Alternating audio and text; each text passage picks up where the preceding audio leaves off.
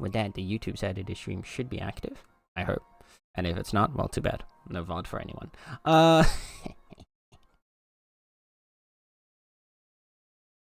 See here. Yeah, looks like it's all good. Looks like we're all good. Having you on the side while I play Palia? Oh, what a wonderful combination. Autopsies and Palia. That's gonna be fun. You get the gruesome and the wholesome side by side.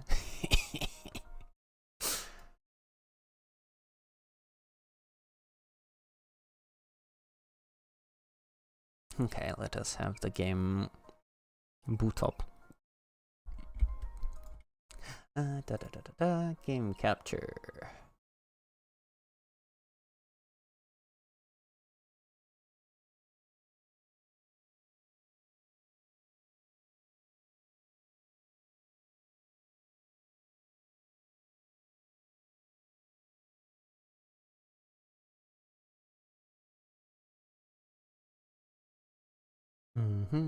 Set that up, set that up. How is Elderwood, by the way, Star? Have you been enjoying it? I haven't actually I still need to update my copy of Palia so that I can give it a try.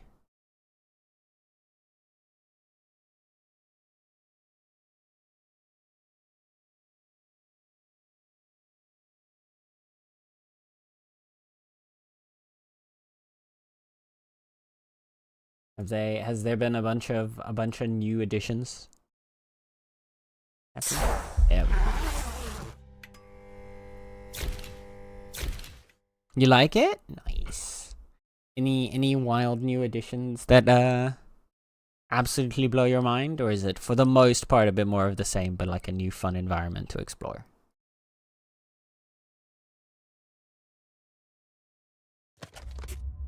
All right.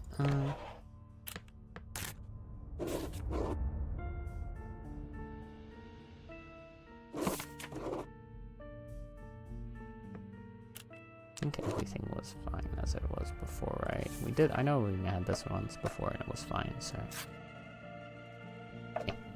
I bring the audio down just a little bit more.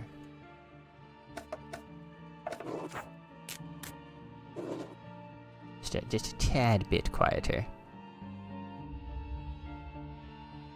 Same but a fun environment. I still get confused running around the new map. How big is it? If you were to compare it to Bahari and Kilima. This music's so dramatic, I forgot about it. Wait, there was one thing. I remember this the other time.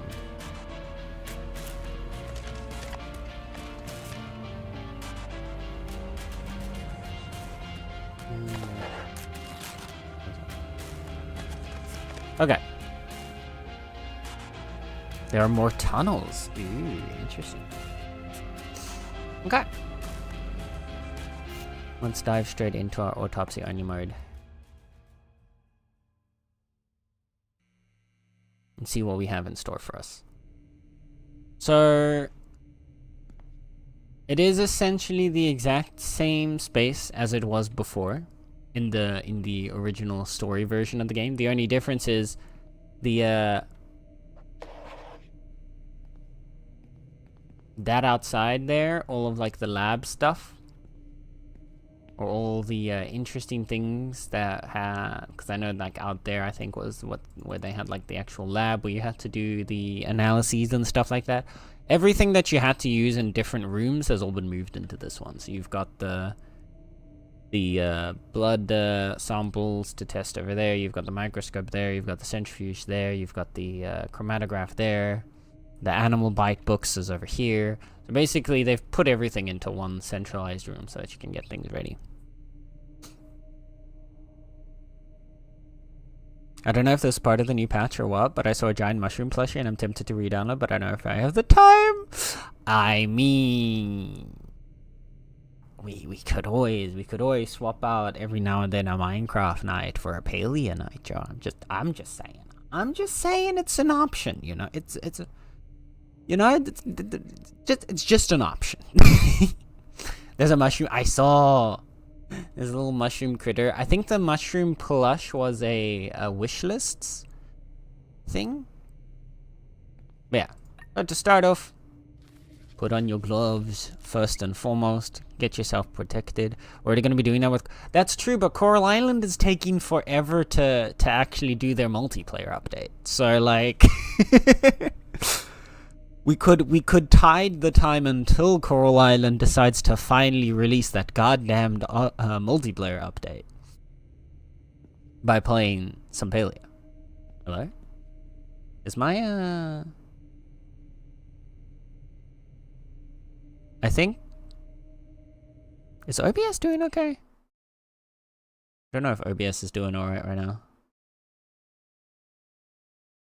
Was I frozen there for a second? It looked like my PNG was freezing up. This game also does not have the best optimization, I'm not gonna lie. Nudity sensor is on, it's good. Maybe we turn off a few of like the little things. Oh, why is there motion blur on? Pretty sure I turned that off before.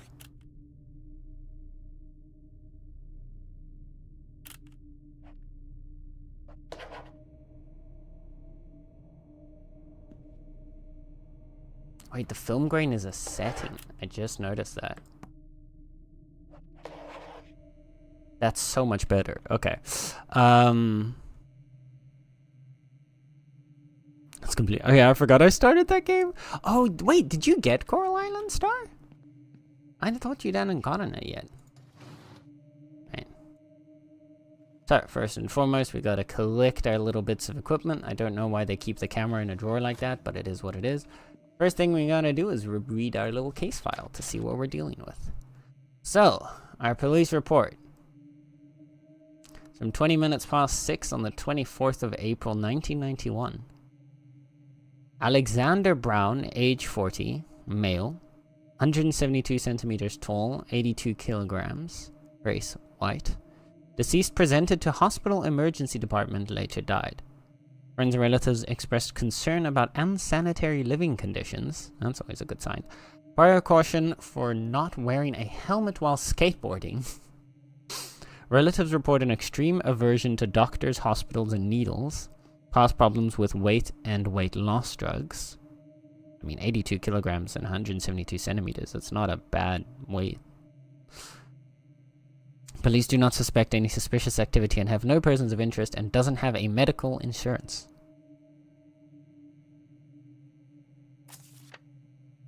Then we've got a random picture of a hospital bed, a random picture of a bunch of pills, and a random picture of some blood in test tubes. Okay. Not particularly helpful pictures, but thanks, I guess. But okay, so basically what we know is that he was brought to the hospital's emergency room and then died. He has unsanitary living conditions, doesn't seem to be too careful, and doesn't particularly like doctors. Now, there's always depending on who you ask in the world of forensics, things like case files and stuff like that, reading that before or after an analysis, people are going to have very different opinions on it. In my personal opinion, well, I can't obviously speak for people, for pathologists. In my personal opinion, forensic analysis should always be performed before you read anything on a case file, because all of that information can already start causing tunnel vision, right? This kind of stuff can already start making you think or have certain prejudices towards this person. Like reading that they don't wear a helmet often, that they don't go to doctors often, that they don't like going to doctors and hospitals, that they don't live in sanitary conditions, automatically is going to send your brain in the thought of, well, okay, so there's a decent chance that this person either had an accident, hurt themselves, they got an infection because their home is unsanitary, and then they just didn't want to go to the doctor because they don't like doctors. It's one of those, that's why personally I would always say the information should come after you've done your initial analysis to avoid as much tunnel vision as possible. But yeah. It's completely clear. See? I forgot I started that game and forgot about it. Can't remember how I got it. That's a good point. I remember, actually, now that I think about it, I do remember seeing that you had got it on Steam. I think when we were first still doing the Coral Island streams. So maybe it was back around then?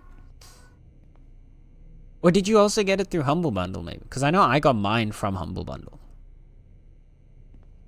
Also, is it just my preview that's lagging out, or is my PNG actually lagging out? Just a quick question. Because I'm not sure if it's my POV or if it's just my preview or if it's actually the thing. The PNG is being laggy. Okay, so the game is picking stuff up for some reason. Why are you doing this?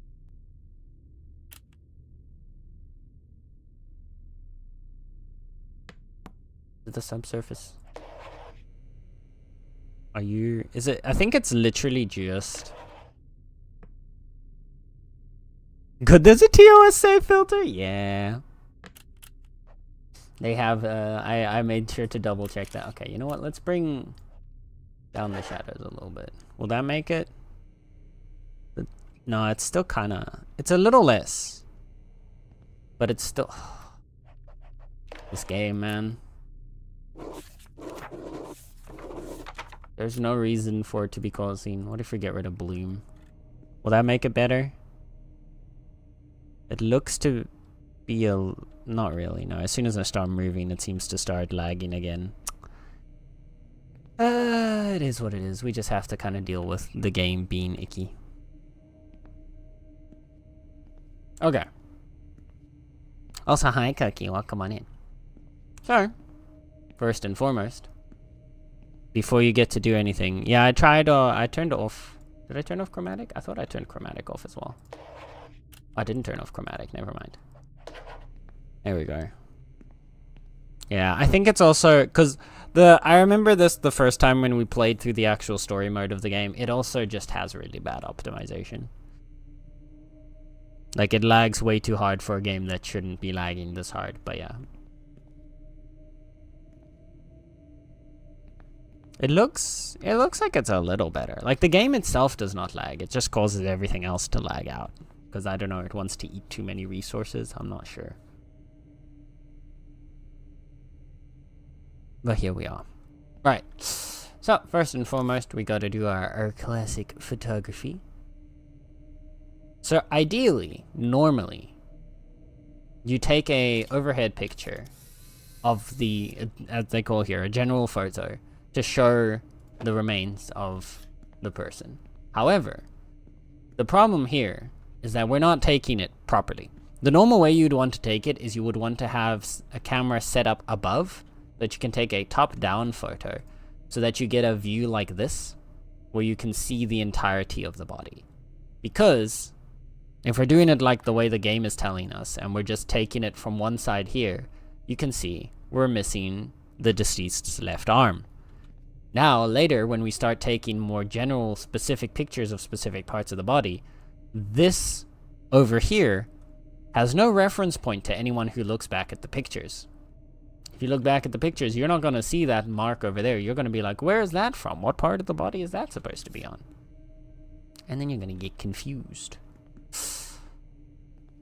But I mean, that's also the suspension of disbelief for playing a video game, right?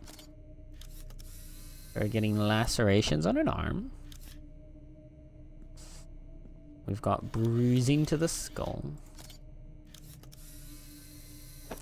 We've got bright blue lips, which is interesting.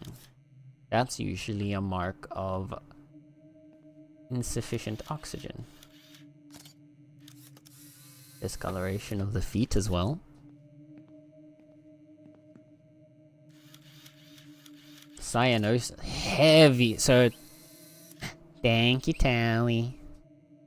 I appreciate you. So this one here, this stuff, and the lips here. These are two, well, you'd think lips and fingers, how are those two interconnected? If you look, both of them are kind of discolored in that same blue way. That is a, I believe the correct term for it is cyanosis. Basically, it's a deoxygenation of the blood. So when someone is not able to breathe, basically when somebody suffocates for whatever reason, the amount of oxygen that gets brought into the blood via the lungs decreases. Oxygen is the part that makes your blood red. So, when you start getting less and less oxygen in the blood, it starts to cause discoloration. And that discoloration, that bluer blood, is going to first take, make a visual difference in your extremities and areas that are seen by your body as less important. And that's how you get this starting blue discoloration here and here. One of the other things that you would look for when you see something like this, when you're thinking potential suffocation or potentially some way not being able to breathe, is you would actually look at the eyes. But unfortunately, the game does not allow you to do that, so we can't go look at the person's eyes. Yeah. You see here we got a cut on the arm, bruises on the head, discolored blue lips, swollen feet, discolored blue fingers, an infected wound on arm. From here, now with our pictures done, we're going to check our rigor mortis. Which this one is, I'm not actually sure how much they actually still do this in real,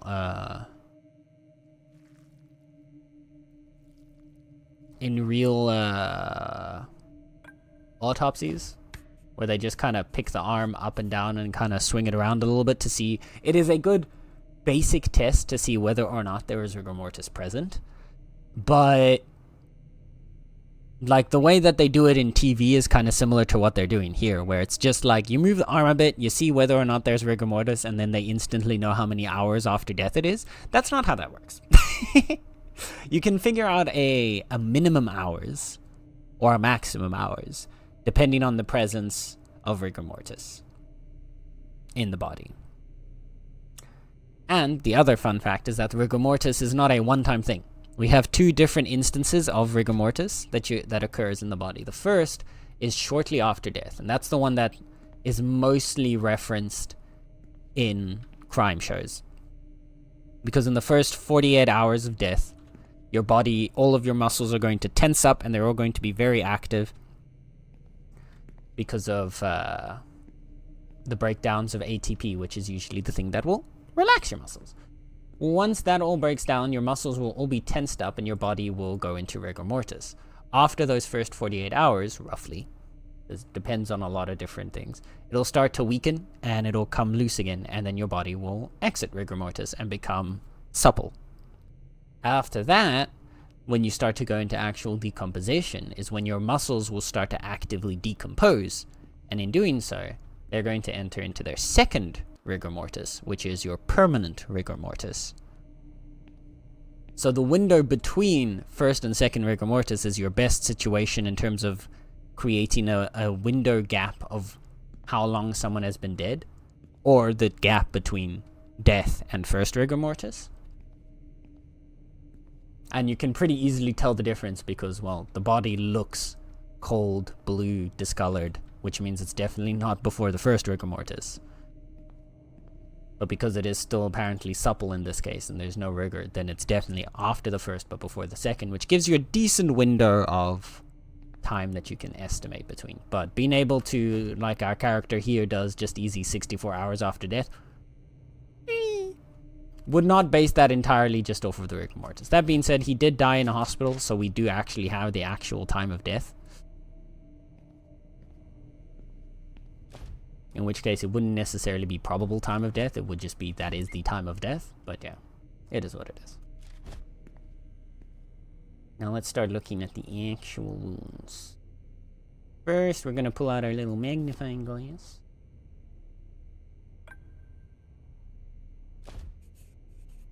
Multiple contusions present on the cranial surface from sudden force.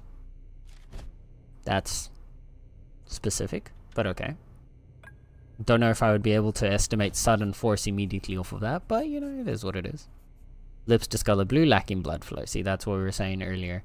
When you don't get that nice, rich, red oxygenated blood into the lips and extremities, that's when they start to discolor blue. You'll see the same, it's actually the same sometimes when you look at your veins.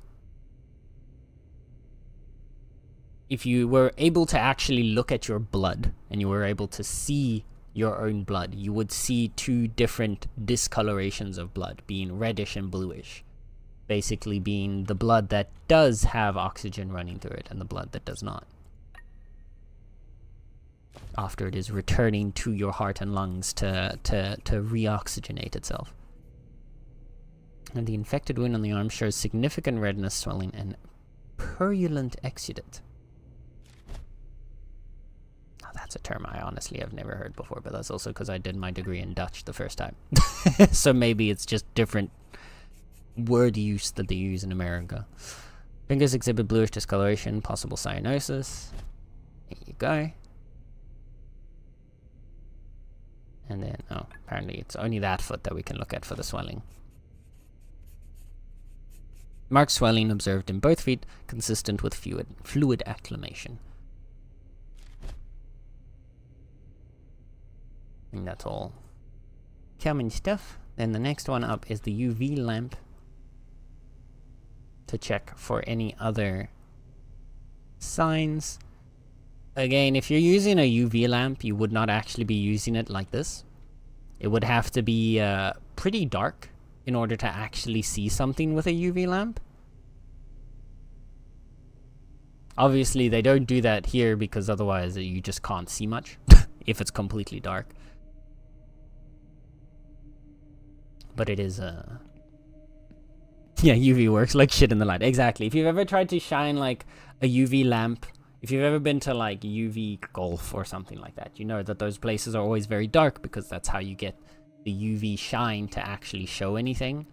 Because our real light, this over here, that already has UV in it. So ideally what we would do, if we had the power to, would be we would turn off all the lights here, turn off that light, all of these little guys, and then you would come up here, grab your UV lamp and shine, because then you actually get the most contrast. Because UV is also just part of your normal light. So in our normal day-to-day light that we see, there is already UV light built into that, or shining through that. So you're throwing a UV lamp on top of that's really not going to show you anything additional. But I mean, there is also the suspension of disbelief of this being a video game, right? Okay. Next on the list is our blood samples. We take one from here for microbial evidence. And we take one from the bladder to test for any, basically, what's the correct term? Substances that someone may or may not have used. You can see a lot of what people have drank, or if they've taken any drugs and stuff like that will be stuck in the bladder for quite a few hours after you have consumed it.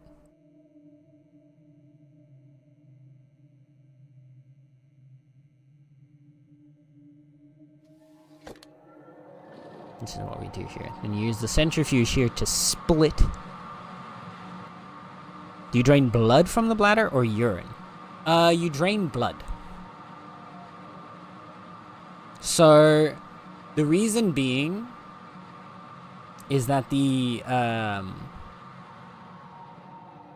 yeah, essentially what the way it works with the bladder is the substances that are in your blood are brought to, because your blood goes through your bladder then tries to drain basically all of these excrements, all of these negative substances and whatnot, tries to pull it out of your blood, to put it into the bladder, to put it into your urine, basically. And then your urine is how you release it from your body. You test both, generally. The difference being, you test the blood and the urine against each other, because when your urine, you're going to be able to see how much has already been withdrawn from the body, but you're never 100% sure when the person may last have released their urine. Also, generally on death, depending how long someone has been dead bodies tend to excrete. So if someone has poop or urine in their body at a sufficient amount, when the body starts to relax as decomposition starts to take place, all of that is going to be expunged. So that may or may not have already happened, which is why you always need to check the blood specifically around the bladder the blood that is in the bladder, because that's the blood that is actively being cleaned by the bladder at the time of death, which will give you the best indicator of how much of that substance was still actively in the person's system. Whereas if you sample their urine, that's going to give you an idea of how much they may have had before they had died. So generally, depending on what you want to know and what you want to figure out, one of those is you may or may not need the urine sample, but for the most part, it's going to be the blood. Set up the pipette. 3 milliliters.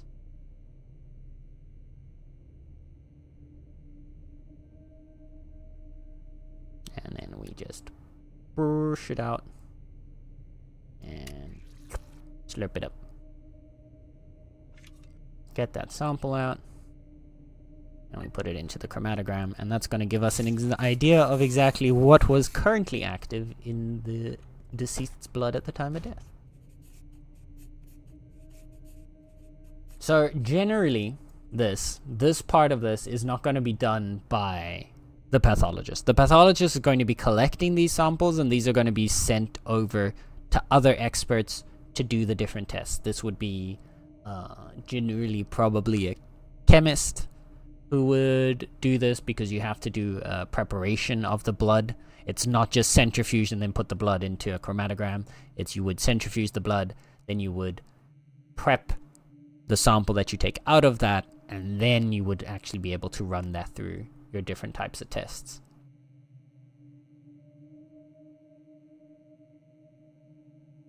So this one, yeah, because if you look here, this one, so even though it combined both into a singular pipette, they did actually take the both urine and blood. This is how you would normally do it. You've got peripheral blood, that's the blood around, peripheral blood, that's the blood around the eyes. Okay, that's interesting. Then they do it too. No, okay, I don't think they exactly looked exactly at what they were doing here, but you would compare your blood around your bladder to the urine within the bladder. You would compare those two to see what different substances you've got. So we've got in the blood, the immunoassay has showed that there is still alcohol present. Whereas in the urine, it shows that there were amphetamines. Yeah, you've got amphetamines, cannabinoids, cocaine and cocaine metabolites, fentanyl and metabolites, methadone and metabolites. Kidding. All of these? Oh no, these are the parts. I'm just kind of curious how they're showing this.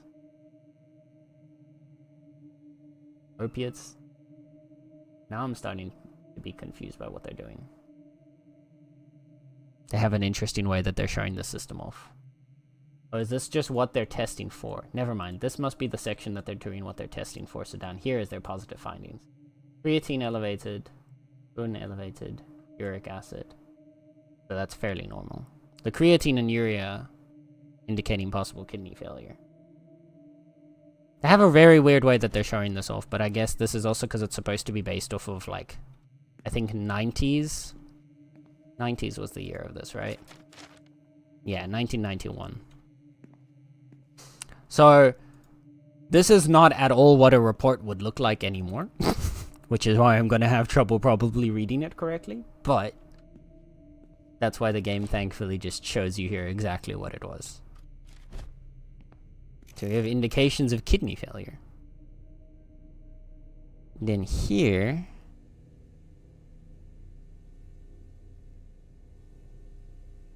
don't want you to be too bright. 100 times zoom. Not too bright.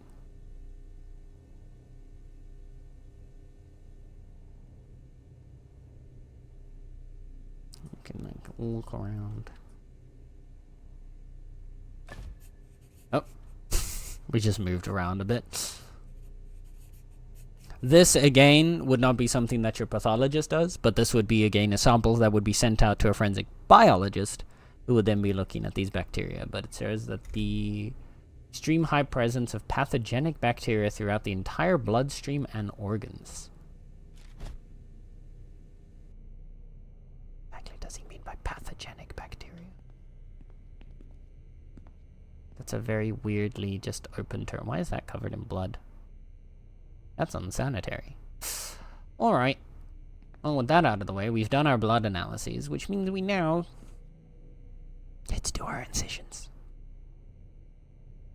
Grab your scalpel.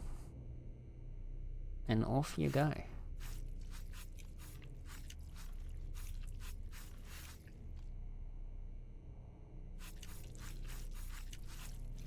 Try to cut around the belly button. And boom! Also, I don't know if I said it already, but thank you for the lurk cookie. Right. Next step is our loppers. Don't know if you've... this one really makes them look kind of small, but the actual loppers that you use to cut away the ribs, those things are huge. And unlike the little circles that it's showing here, you don't actually cut straight through the middle, but you cut along the sides of the ribs here. Near the outside more. But gamification, right? There's a level of realism and a level of needing to just make it more game applicable. Whoop, whoop.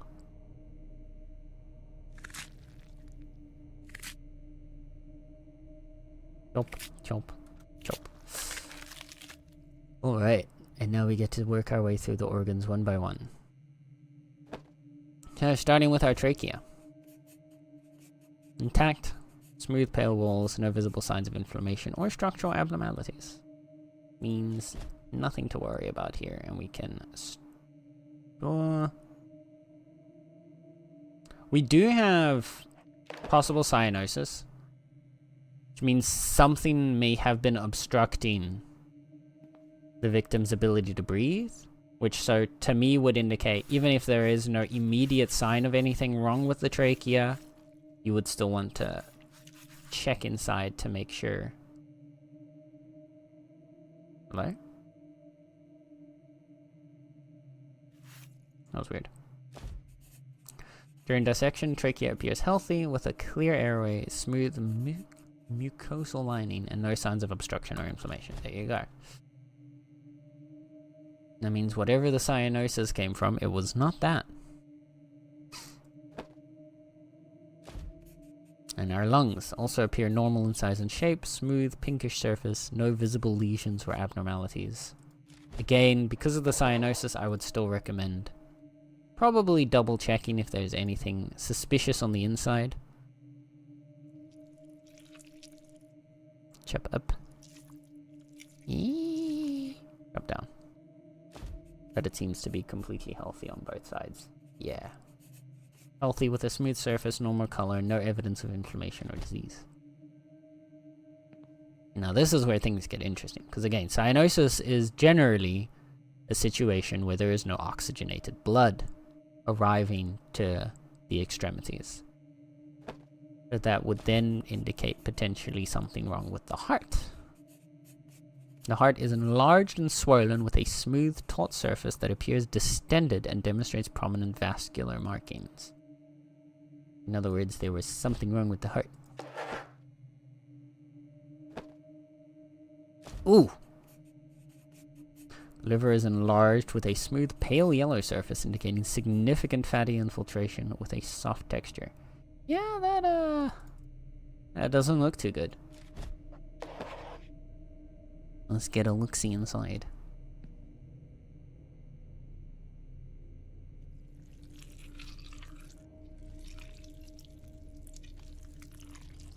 Ooh, the sound effect. I did it wobble like that. That was weird. During dissection, the liver is noted to be enlarged and pale with extensive fatty infiltration throughout the tissue. So not particularly healthy, to put it lightly. Our stomach seems to be normal. Yeah, normal size and shape with a smooth pinkish surface and no visible abnormalities or distension. So there is no real reason we would want to look inside of the stomach, at least none that I can think of. And oh my goodness, those intestines do not look good. Markedly swollen, exhibiting distended appearance with a shiny taut surface and prominent vascular markings. So, not in good shape. Okay. The last part we're gonna want to check. Oh, wrong thing. Tools. Do this all.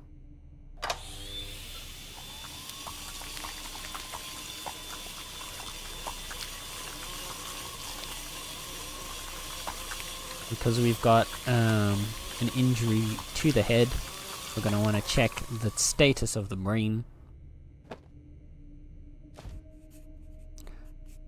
Intact. Well-defined Gary and sulky, showing no signs of atrophy, hemorrhage, or lesions.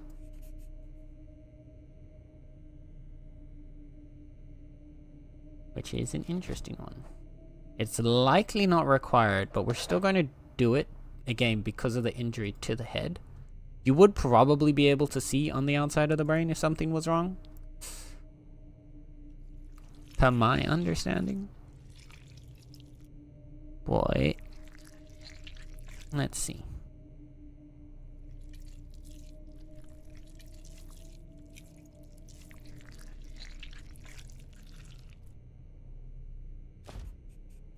During dissection, the brain appears healthy with intact vasculature, normal coloration, and no visible signs of injury or pathology. Okay.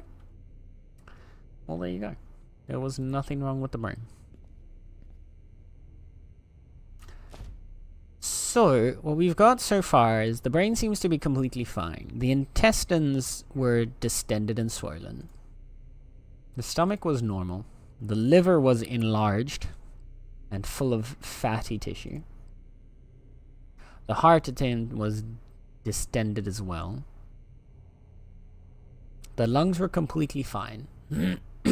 So was the trachea. Then we had potential kidney failure from the levels of creatine and urea. And extremely high presence of pathogenic bacteria throughout the entire bloodstream, which would essentially indicate that because his liver failed, he would then be suffering from sepsis. So sepsis is essentially an infection of your bloodstream. If his liver failed, the liver is supposed to be cleansing a lot of shit out of your body, and it also has a lot of bacteria inside of it. If the liver is no longer functioning, that bacteria can seep into the bloodstream and spread throughout the body. And sepsis is bad, to put it quite simply. So I would assume that the cause of death would be sepsis. And since there's no direct indication, there's no way that someone could actively cause sepsis themselves, it would be a death by natural causes. Then before we sign off, we gotta put the body back in. Normally you would actually want to put the lungs back before you do that, but oh my goodness. What the hell? Well, this is awkward. Hi! Hello there. Hi, Derp. Welcome on in, Raiders. Hello, hello. The frogs have come to eat. No, please don't. Please don't. The evidence is important. How are we gonna... otherwise, we're gonna... Oh, dear. Well, this is problematic. Well, I guess we're gonna have to start again, huh? Well, that is an image. That is indeed an image. Hello. Welcome on in. I'm sorry for anyone that is, not a fan of dead bodies, but today that's all we're gonna be seeing. Welcome on in, Derp. Wait, let me give Derp a little shout out. If you guys, for some reason, I think everyone is already following Derp, but if for some reason you're not following Derp, here, do that now. Fix that, please and thank you. Absolutely lovely, cozy little frogman. But hi, welcome on in. My name is Senator. Today we wait, I'm losing my word track of a little bit. Okay, I'm gonna start again because I'm con words today. Hi. My name is Senator. You can call me Sen. I am your local forensic feline. And today we are doing our community challenge, which was to play through the autopsy-only mode of Autopsy Simulator. And the reason why that might be interesting to you is because I am a trained forensic scientist and forensic anthropologist, so we're putting my forensic knowledge to the test and trying to figure out how these poor people succumbed to, well, death. So, there you go. If that seems like the kind of vibe for you, hell yeah, lock on in. We're going to try and figure out how somebody died here. And if that doesn't seem like the vibe for you, I also totally understand. Being confronted by death can be very upsetting for a lot of people. So, if this is not your vibe and you need to go, I totally understand. First and foremost, both for Derp and the Raiders, please make sure that you take care of yourselves. Go drink water, go stand up and stretch, go eat some food, go get cozy, do whatever you need to do. And if after all that you want to enjoy, well, this potential nightmare scenario, then we'll be right here for you. Alright. Let me also quickly say hi to everybody. Welcome in, Misplaced Rabbit, Joe, Linda, Derp, Koki, Clammy, Kylie, and Kylie, thank you for the follow as well. Much appreciated. ICP, it's censored, come on, I mean. Yeah, no, but fair enough. The game does actually have an uncensored mode, but I think Twitch would not be quite so quite happy with that, so that's why we made sure to just put this on, just in case. Technically, it wouldn't be against TOS, but, you know, rather safe than sorry. Sin is cool, sin is smart. I wouldn't go that far. We're just talking about stuff. I'm just a nerd that's way too fascinated with death. But yeah, I can catch you guys up a little bit on what we had so far today. So, our poor little victim here is Alexander Brown, a 40-year-old man who was brought to the hospital's emergency room and then later died. He lived in unsanitary living conditions, according to friends and relatives. He was cautioned in the past for not wearing a helmet while skateboarding. Relatives report an extreme aversion to doctors, hospitals, and needles. And he had problems in the past with weight loss and weight loss drugs, but there is no suspected suspicious activity, no persons of interest, and no medical insurance. So that's fun. What we ended up having was he had a bruise to his skull, which is most likely caused by him skateboarding without a helmet. He has these very wonderfully blue lips over here, which is known as cyanosis, which occurs when there is not enough oxygen in the blood, or at least not enough oxygenated blood coming to extremities like the lips and the fingers. More cyanosis here in the fingers, which more indicates that there was again a problem with well oxygenated blood getting to there. We have an infected wound over here. We have some fresh cuts over here. And we have some swollen feet over here. Look, thank you for the lurk, Derp. Much appreciated. And Linda, have fun with Repo. I can't stay, sadly. Need to go pick my niece up. Riding a bike with a sprained wrist is fun. Oh no. But I hope you'll have a super fun time. Thank you, Kylie. I appreciate you. Thank you for the follow. And take care. Have fun. Good luck picking up your niece. I hope... Wait, are you the one with the... I hope you're not the one with the sprained wrist. Because that's going to be rough.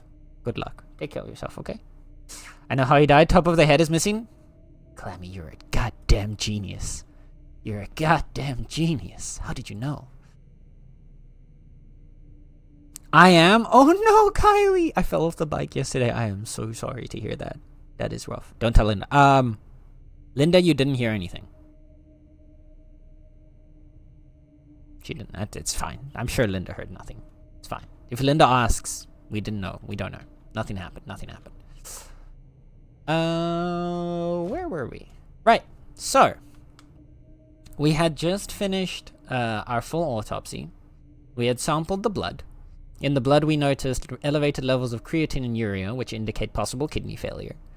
And the blood analysis showed a lot of pathogenic bacteria throughout the entire bloodstream and organs. Now, when you have a lot of pathogenic bacteria, these are the bacteria that are involved in decomposition and disease. Just all kinds of negative stuffs. Basically, that being present in the bloodstream usually indicates either a failure or a sepsis. Either one is possible because he's got an infected wound here, so that could mean that the bacteria seeped in through the infected wound, or because of the kidney failing, or both. Could also be a combination of both. Gotta be honest, I tried again to stay, but this just makes me too queasy. That is completely understandable, Koki. Please don't feel any requirement to stay. I know that this is a very specific genre. It is only specific to certain individuals. Not everybody is as morbidly curious as I am, and as, I guess, unaffected by this kind of stuff as I am. So 100% understand if you need to step away. If this is not the stream for you, that is completely fine. This was more for the portion of the community that was very much into this, aka Tally, who's probably excitedly writing down notes every minute of the stream. But we will have much cozier, much more fun times on Sunday when we're going to do our crowd control repo and crowd control chaos with repo and other games with friends. So hopefully that'll be more up your alley than this nightmare fuel. But yeah, so where were we? We had indications of sepsis and possible kidney failure. The trachea was completely fine and healthy, as were the lungs. Which both of these are very interesting to note, because that means that there was nothing blocking his ability to breathe, which would usually be the reason why you would get cyanosis, which means something else was stopping the oxygenated heart, or the oxygenated blood, from reaching the extremities. From there we've got an enlarged and swollen heart with smooth taut surface that appears distended and prominent vascular markings, which means that the heart was struggling. We have an enlarged yellowy liver with significant fatty infiltration and a soft texture both on the outside and the inside, which could be an indication of liver disease or just not a healthy diet, to put it simply. It's actually super interesting. I wish I could stay, but yeah, I'm leaving for now. But boy, it's all good. It's all good. Thank you for popping in and joining in with the raid, Kylie. Take care of yourself. If anybody is interested, this VOD will be still live on the channel after the stream, and it will be on YouTube forever. So if you are curious to see any of the things, it will be accessible on both of those locations. But yeah, take care of yourself, and bye-bye. The intestines were once again markedly swollen, exhibiting distended appearance with shiny taut surface and prominent vascular markings, which again are all indications that there was a lot of problems specifically with the blood flow, which is why, and lastly, the brain was completely fine and healthy, which means that the injury that we saw at the top of his head, the bruising, likely is not anything related to the death and is probably more related to just a separate accident. Overall, the combination of the cyanosis with basically bad blood flow, swelling of the organs, high pathogenic bacteria in the blood would indicate to me a sepsis. Probably not a heart attack. And because sepsis is not something that you can actually cause in somebody or can be caused in themselves, we can easily rule out that it is not an accident, it is not a suicide, and it is not a homicide. So that would, by process of elimination, mean it has to be a natural death. But then before we can sign that up, we're going to need to prep the body again. So we're going to take our sewing needle, and we are going to bloop it all back up. The one thing that kind of confuses me with this, at least with the way that they show it in this game, is it kind of looks more like we're stapling it closed, which is odd, but I mean, I guess, you know, you do you. That's just, I guess, the way that they show it. It looks a lot more like he's been stapled back together, but it is what it is. That is, I believe, all of the prep done, because these can't be brought back anyway.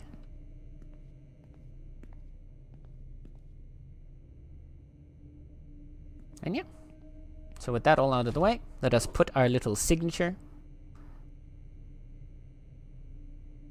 Oh, whoa. Gotta keep it a little bit less serious. And I believe, part of me is potentially leaning, I don't think it's a heart attack. It looks like it's much more likely to be a sepsis and not a heart attack. So I'm going to lock in with that. But you never know. This game could end up being like, fuck you, you're wrong. And now all we have to do is put you back in and close the door. And let's see how we did. We got cause and manner correct. Let's go. Our planning and preparation 32.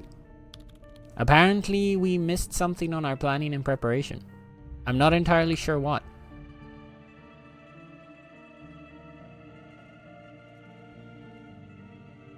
Huh. What did we miss?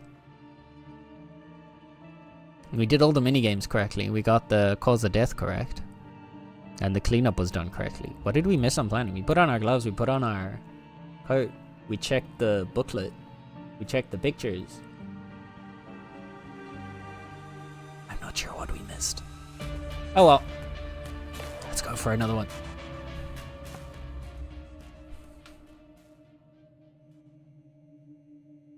Drink a little bit of water before we do.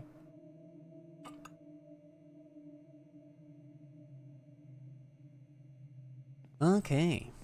Well, once again, put on the gloves. Follow that up with the apron. Did we miss the apron? Is that what happened? Potentially? Okay. So, what do we have here? Today we've got Alexander Freeman, age 50, sex male, height 179 centimeters, weight 76 kilograms, race white. Deceased was presented to hospital emergency department and then later died. Police do not suspect any suspicious activity and have no persons of interest. Was arrested in a bar brawl 1 week prior to death, released without charge.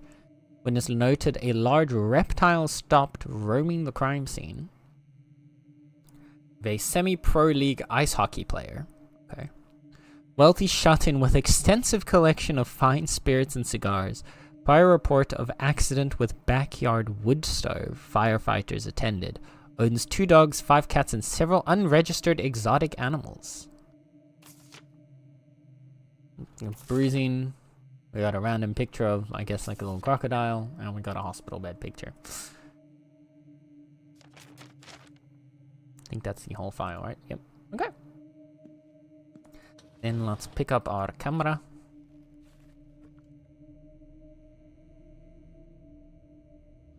Close that again. And let us unzip our little lad over here. Again, we want to take an overview photo to show the entire body. And the purpose of these overview photos, I don't know if I explained this already, but the purpose of the overview photos is more of a reference point, so that it makes it clear when you're taking a photo of another part of the body what exactly that photo is for. Obviously something like this where you've got the hands, you've got cyanosis on the hands, but what you could have is you could have a difference between the left and the right hands, and if your overview photo shows the hands from here, you would already see this discoloration. Then when you get the detailed photo of that specific hand, you're able to reference the overview photo to be like, ah, that's part of the right part of the hand, for example. In this case, cyanosis is not a very good example of that. I think a better example would be this bite. Zoomed in on the bite here, you can't exactly tell which leg this would be, but then you go back to the overview photo and you can see, oh, it's his right leg, for example. But that is why, like I said earlier, generally what you would want to do is have these overview photos taken from above, because, for example, this part of this leg was not visible from our overview photo from standing over there. The other thing that you can do is you take multiple overview photos. So you would stand one from over there, take it from this side, and then one from down here, take it from this side, one from over here, and one from that corner. Each of the corners will then give you enough overview of the entire body that you'd have enough reference points to make sure that everything is visible. Hi, Blaze. Welcome on in. How's it going? We have bruising over here. We have a burn on this hand.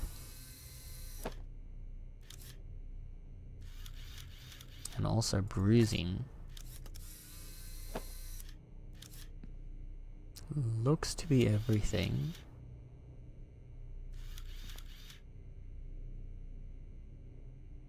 I'm not seeing anything that looks out of place. That's more part of the bite mark. This is all fairly normal looking. We do have that discoloration over there. I think that's supposed to be something, but it doesn't look like it's marking it, so it is what it is. So we've got a full body photo, we've got discolored blue fingers on one hand, cuts on the legs, bruises on an abdomen, burnt hand on his left hand, and bruises on his left arm. Don't know why it says arms, it's one arm, and burnt hands, it's only one hand. But that is. Then we've got the picture of the bite mark, so we're going to want to blow that one up. What the fuck happened to him? So far, that's what we're gonna try and find out. But he definitely got bit by something big, as you can see here. So we've got a photo. We're gonna want to take a stencil of that. Now it's already done that. Then we need our animal encyclopedia. And we're going to see if we can reference an animal that has a similar jaw pattern to this one, to help us figure out what it is our poor victim here was bitten by.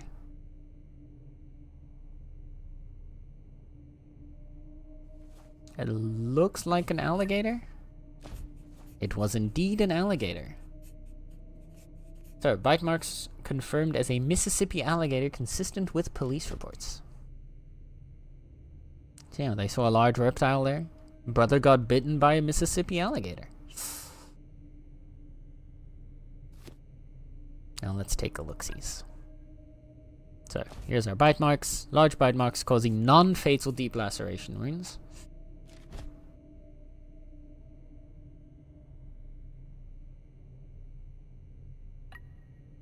Bruising of the arm.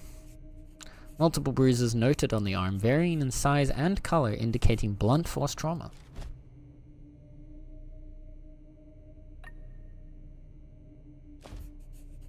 Severe thermal burns noted on the hand, with charred skin and blister formation.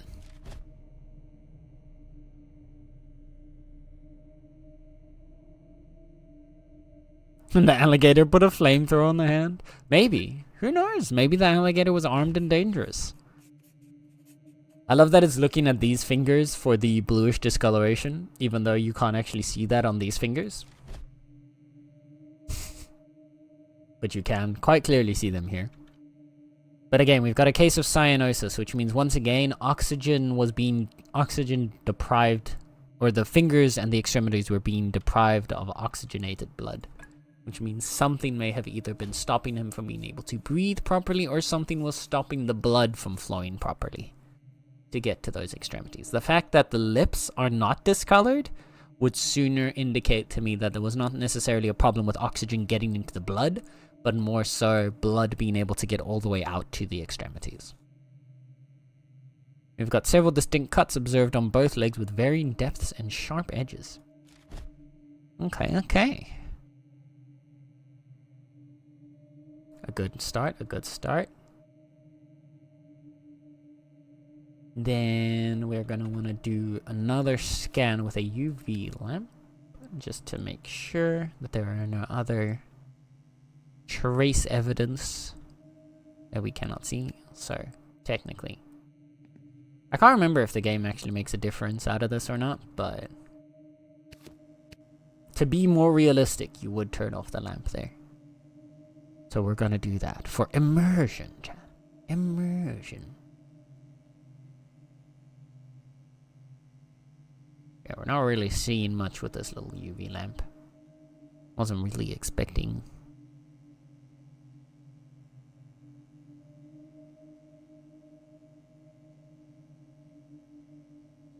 Okay. Gonna lurk, gonna drive with Sen FM. Thank you, Plies. I appreciate the lurk. I hope you have a safe drive. Alright, our next step, first of all, is to turn the light back on. And now we're going to check for rigor mortis. And we are going to move this up. Move it down again. And move it all the way up.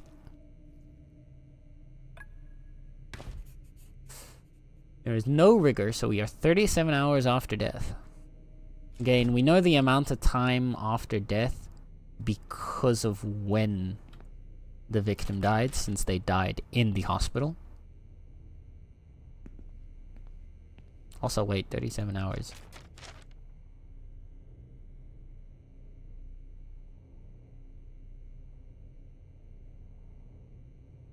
Yeah, okay, no, so it's like 9, 10 a.m. Never mind. No, it's a bit later than that. Okay. That all out of the way. I believe it is... Have we... Wait.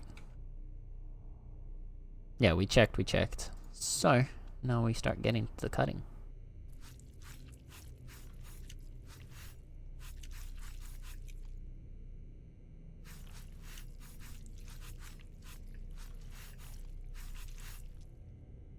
Boom. Open up the flaps and ooh, that already does not look good. Get our loppers out.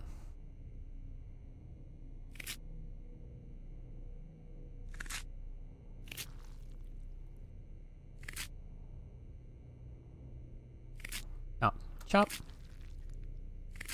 Chop. Chop. Chop. And that's already a great start, is those lungs. But let's start with our trachea. So the trachea exhibits darkened discoloration with thickened, roughened walls. Okay, so we're going to want to look on the inside of that too. It's darkened discoloration, that could be an indication of smoking. Or something else that has entered into the lungs that is not supposed to be there. During dissection, the trachea shows signs of thickened walls and tar deposits along the mucosal linings, indicative of chronic smoking-related damage. There you go. So we got a smoker on our hands.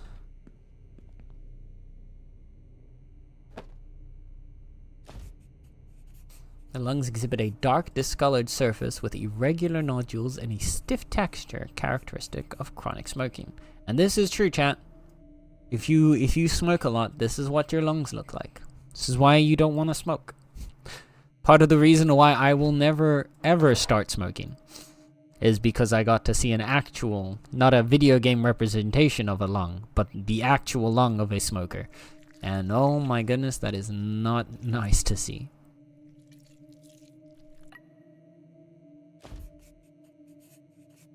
During dissection, the lungs displayed significant discoloration and soot deposits consistent with chronic smoking exposure and associated respiratory damage. So that can be part of the reason why he was getting cyanosis, is that his respiratory system was damaged, meaning that the oxygen going to the blood was reduced, which could indicate that this has nothing to do with his actual death. The heart shows a thick layer of yellowish fatty deposits covering the surface with a soft and uneven texture. Now that's not good. In my lab class in uni, we had pig lungs that were made to look like smokers' lungs. Yeah, nah, but I don't know how well they're able to actually replicate a smoker's lung like that. But it is not a pretty sight. It is not a pretty sight when you see just the overall damage to the lung.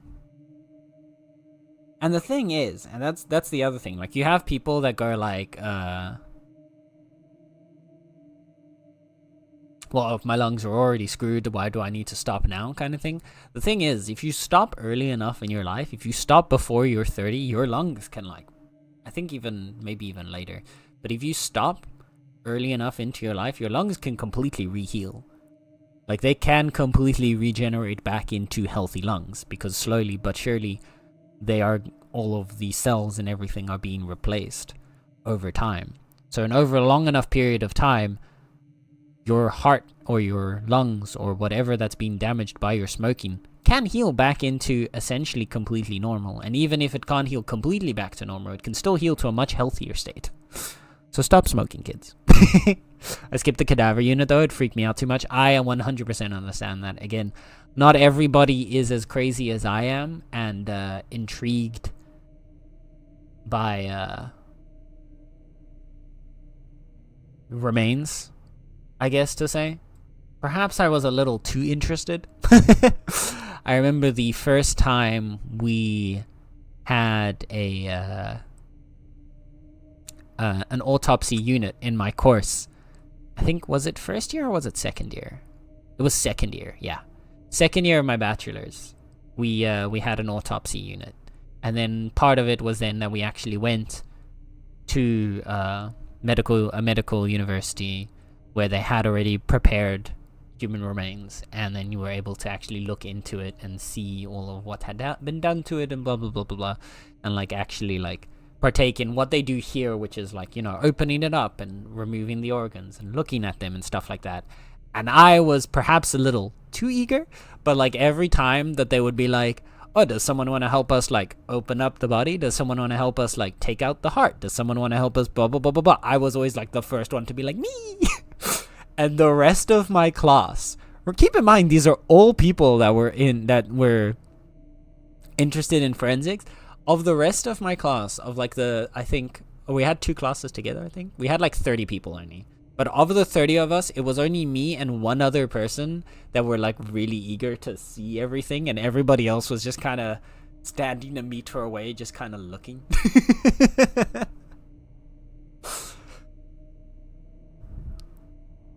Noted, watch my kidneys. I'm more interested in your heart. Oh, isn't that cute?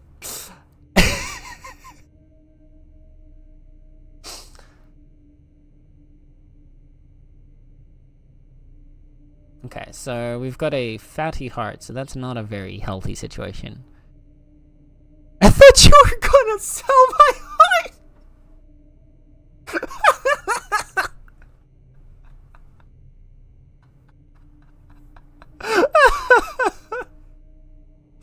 I would never. I'd keep it and put it on display. What?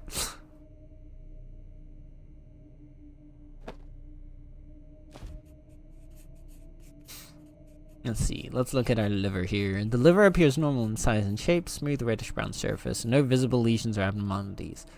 So there's no real sign that we would need to check the liver here. From the rest of our report that we've gotten so far,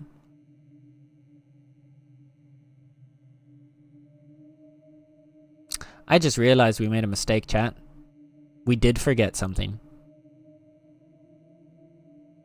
We did indeed forget something, but I think we're going to be too late for it now. Even though technically, in real life, this wouldn't, I mean, it wouldn't occur in this order anyway, but like in real life, if this mistake were to be made, we would still be able to rectify it, but we needed to take our blood and urine samples, and we did not do that.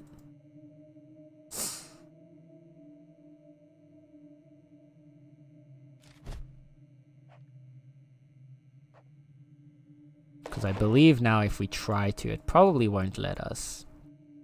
I'm gonna assume, at least. If it does, wait, it does. Let's go. We're fine, chat, we're fine. Never punished. We got our blood and urine samples. Nothing to worry about. Just pretend that this will happen before we cut open their body. Yeah? Yeah?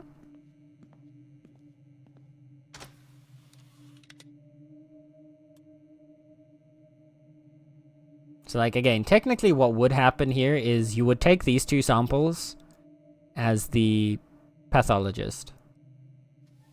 And then those would immediately get sent over to somebody else to go study while you would continue with the actual autopsy.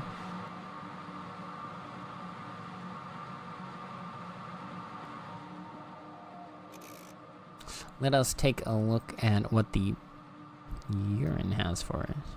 Or what the no, this is the blood sample that they wanted to check. So, brighten you up.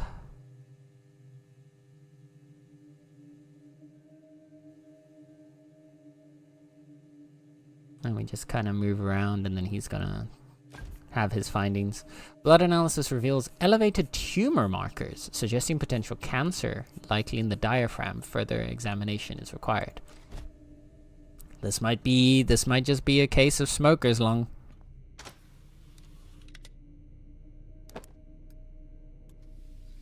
Hi, Kai. Welcome on in. How's it going?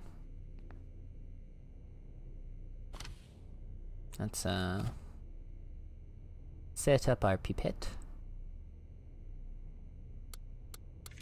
3 milliliters.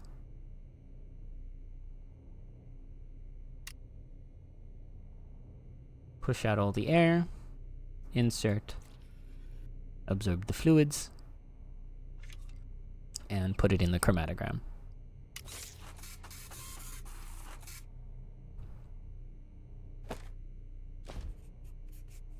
So, what we have here is positive findings for glucose, urea, nitrogen, and creatine. So we've got balanced levels of red and white blood cells, platelets, other key biomarkers indicative of healthy blood. We have a healthy little man here. At least, well, in terms of his blood. His lungs, on the other hand, not so much. But his blood.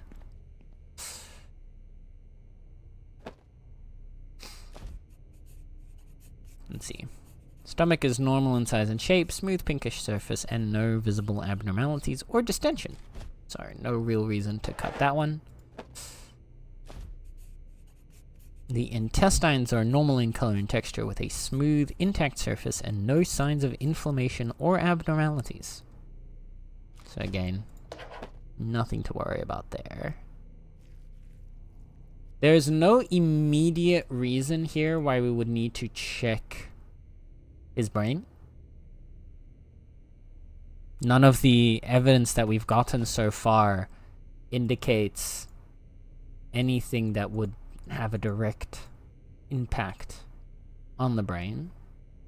We had no lesions, we had no injuries to the head, there is no head trauma, so there is no real reason why we would need to check that, which means we can leave the skull on.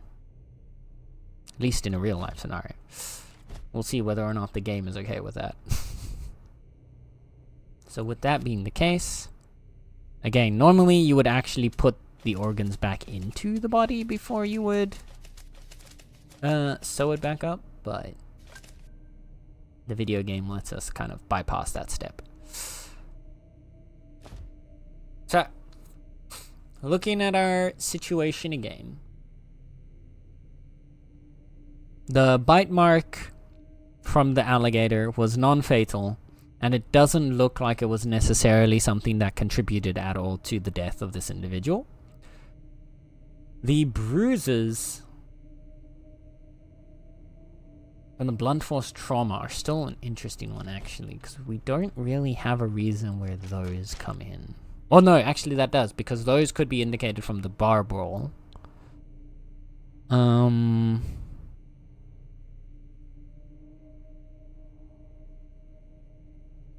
He had a prior accident with a backyard wood stove, which would indicate the burns to the hands.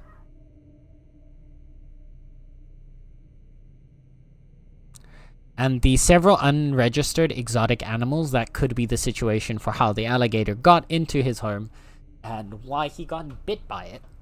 Again, meaning that it's probably not related to the actual cause of death. So overall, our main thing would be potentially the cyanosis, with the lack of proper oxygenated blood getting in, the unhealthy smoking damage to the trachea and lungs, including actual respiratory damage, as well as indicators for potential cancer in the diaphragm.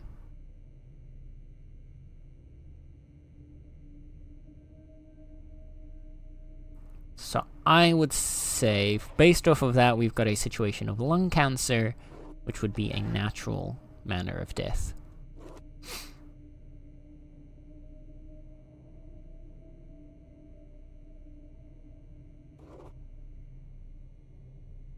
I think that is everything.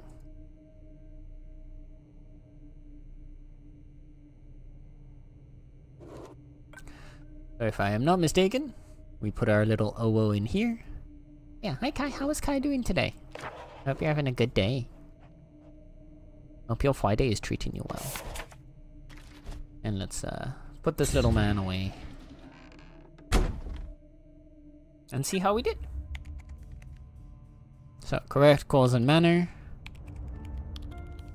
What are we missing in the planning and preparation? Apparently we also messed up something in the minigame.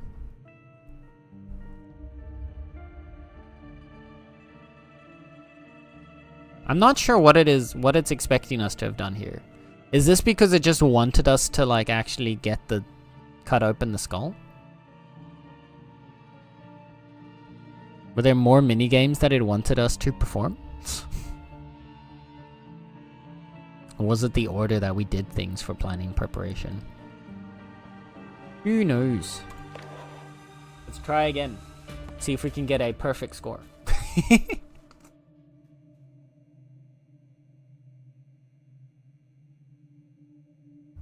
Alright. So let's put on our apron and gloves. Let us check our case report. So we now have Olivia Campbell, age 30, sex female. 173 centimeters, 65 kilograms. White, deceased, presented to hospital emergency room, later died. Recently filed and withdrew charges alleging spousal abuse. A lot of blood noted at the crime scene. Witness mentions seeing an unknown individual leaving the crime scene. ID appears to be an alias. Family unable to identify body. Investigations ongoing. Known criminal associates, prior arrest for extortion and assault. Okay. Interesting combination. Random kitchen. Cafe. Hospital. And some pills.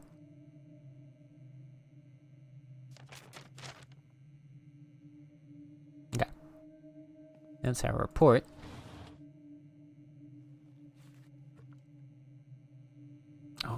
Oh, I know. Because we didn't have the tape recorder on? Maybe that's why. Maybe it's because we need to have the tape recorder on when we're doing all the stuff.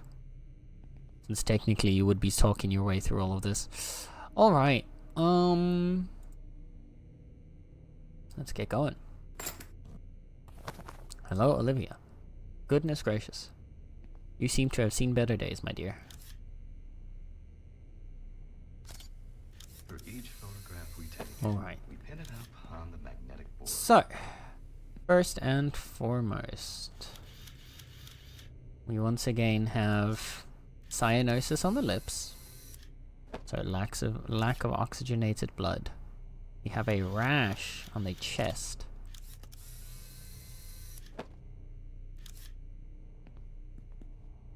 We have a large laceration on the side of the body here. Thank you for the follow. Much appreciated. And we have...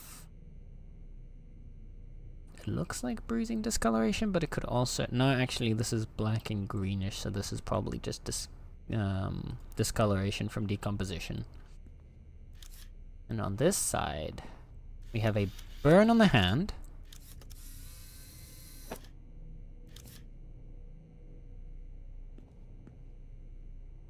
And it looks to be almost everything, and then of course the bruising on the face. It appears to be all the external injuries.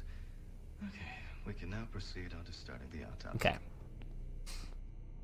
So, put those all up here. Yeah, we have discolored blue lips, rash on the chest, deep laceration to the abdomen, burnt hands, and a red swollen face. What we don't have is any cyanosis on the fingers, but we do have it on the lips, so that is still some indication of at least some level of asphyxiation or lack of oxygen. Before cutting open the cadaver, we should examine the external injuries with a magnifying glass. Okay, so we'll start with the magnifying glass. Let's begin by taking a closer look at the spot site. The clipboard is used by every pathologist. Okay, so the lips are discolored blue. lacking blood flow. If you're finalizing your I thought I clicked on the conclusion eyes for cause that of one. death. That was weird. And at the bottom of the clipboard is where you'll select your conclusion once you feel you found the right result. Facial edema observed with pronounced redness consistent with trauma or allergic reaction. Yeah, for those who don't know, edema is basically just swollen. For a little bit of terminology here. Then we've got a rash on the chest as erythematous lesions with scaling. Okay, that is a term that I am not familiar with, so that one I can't help you. Again, I am not a medical professional. With deep lacerations present on the abdomen extending through the skin and subcutaneous tissue. That's very deep. And we've got burns on the hands. Severe thermal burns noted on hand with charred skin and blister formation. Now that we've examined all the external injuries, we can cut open the cadaver. Secondly, we're gonna want the Check for external traces using the UV lamp. This can reveal hidden injuries.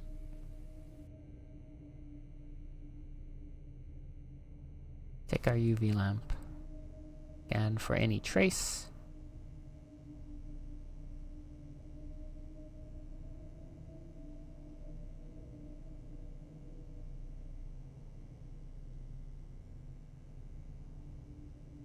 Of which there appears to be none.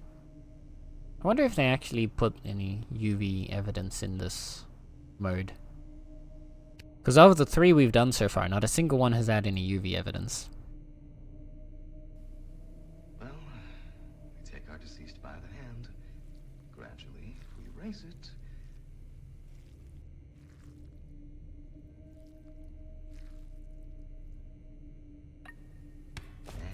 And let go. Okay. No rigor mortis, 44 hours after death.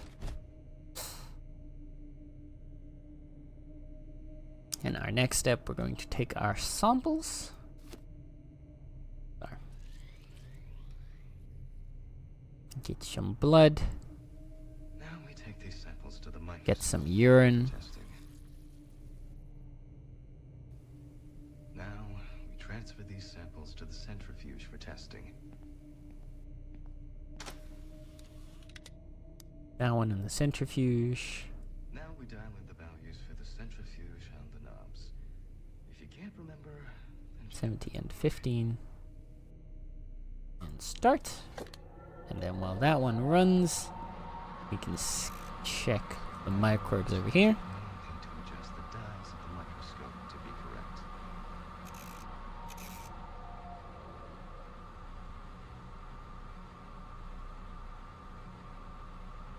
There's not a lot here. Blood analysis reveals the presence of normal bacteria, indicating a healthy balance of microbiota in the bloodstream. Yep. I was gonna say, that doesn't look like there's much visible there. Get our sample out here. With the centrifuge complete, we can take our samples to the pipette station for further analysis. Set up our little pipette. 3.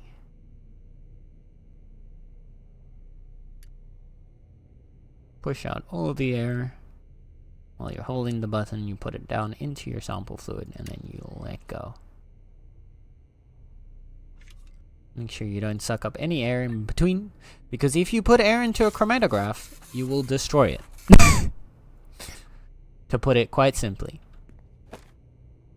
you can severely damage those systems with just that little bit of air. And you've got analytes are cyanide, hydroxycobalamin, and lactate.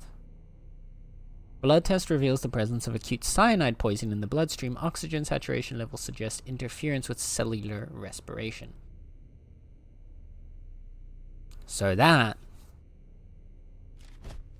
is actually a good indicator of why we have these blue lips, but not blue fingertips. Cyanide poisoning also causes cyanosis, specifically in the lips, which can be misinterpreted as an indicator of suffocation. And to be honest, there's no direct way to be able to see the difference without using a blood test like that, or a urine test.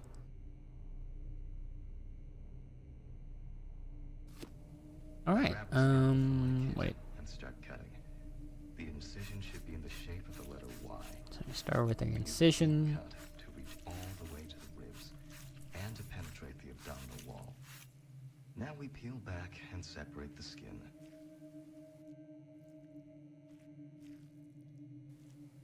After that, Okay. we need to remove the ribs. We'll use the loppers for this. Also, for a second, I think our light is off again. It is off again. Now we can get our loppers. So we have already a pretty solid indicator that she has been poisoned.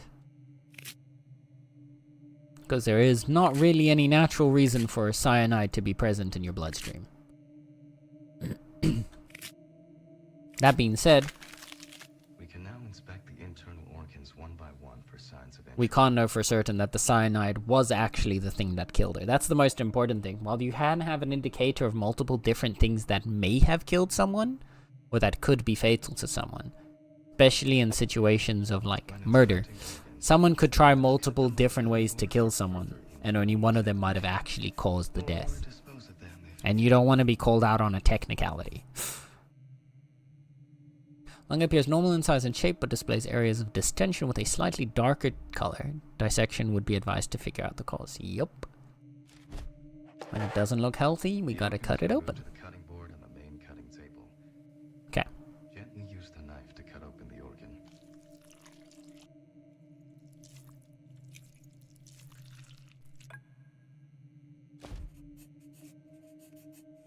Lung appears normal in size and shape, but displays areas of distension with a slightly darker color. During dissection, the lungs are found to be heavily edematous, so swollen, with fluid acclimation in the alveolar spaces, indicating pulmonary edema.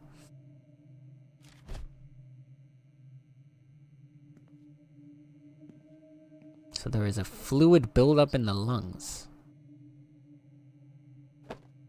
What does our trachea have to do? Trachea appears intact with smooth pale walls, no visible signs of inflammation or structural abnormalities. We're still gonna cut it to double check with what has happened to our lungs. It is worth being certain. During dissection, the trachea appears healthy, with a clear airway, smooth mucosal lining, and no signs of obstruction or inflammation. Okay. So what caused our little buildup of fluid in the lungs? Heart is enlarged and swollen with a smooth taut surface that appears distended and demonstrates prominent vascular markings.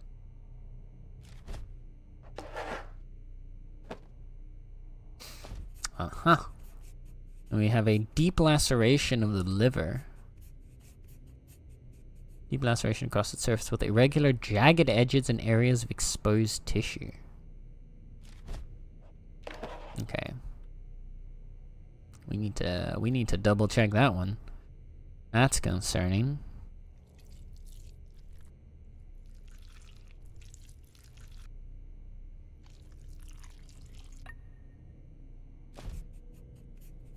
So, during dissection, the liver appears intact and functional, with the laceration only being surface level. Okay, so the laceration would not have caused any serious problems.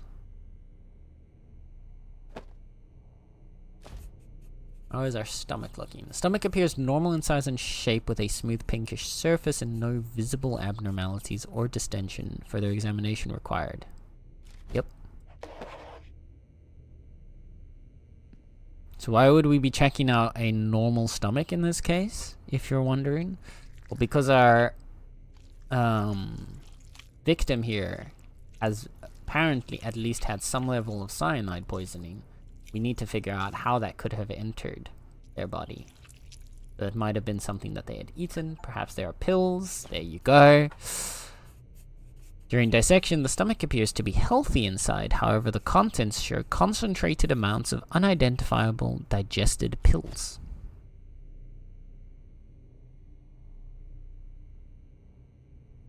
So we're looking at multiple,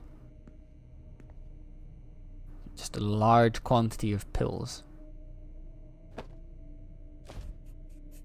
The intestine appears normal in color and texture with a smooth, intact surface and no signs of inflammation or abnormalities. Got it? So those are our organs checked. Our second step is to check, since we do have trauma to the face, I'm gonna need to double check the situation for the brain.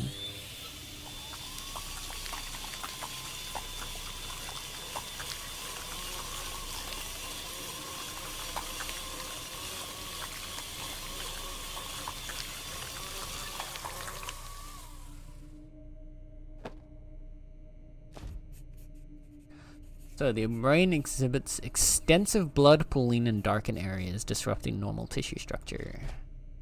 And let's cut into that to get a better understanding of what happened here. Again, that could be an indicator of the cyanide poisoning.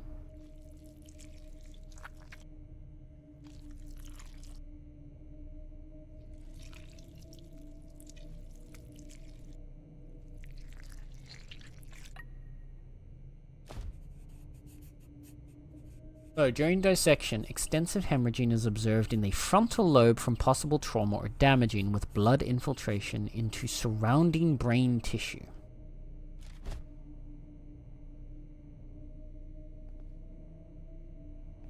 So there was both bleeding in the brain, fluid buildup in the lungs, a large quantity of undigested pills in the stomach,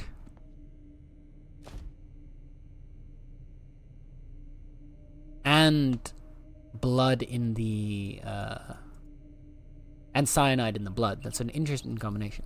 Thank you for the follow, much appreciated. So this is one of those situations where you have potentially multiple different things that could be contributing to someone's death. And that's where it starts to get difficult. That's where you kind of have to go into a situation of trying to rule out the things that do or do not make sense. So, for this situation, lung cancer is not a case. Heart attack also does not seem to be the situation. Anaphylaxis, we don't seem to have a lot indicating that, though we do have... He does have the rash, right? Which I'm not 100% sure on what the rash is being caused by.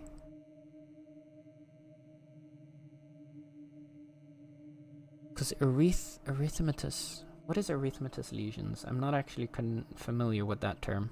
I'm going to look it up real quick.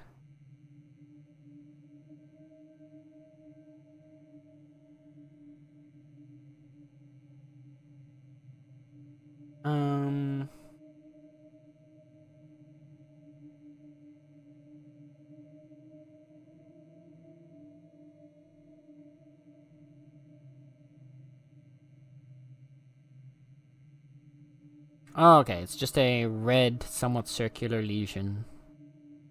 Accumulated of blood and dilated capillaries. Yeah.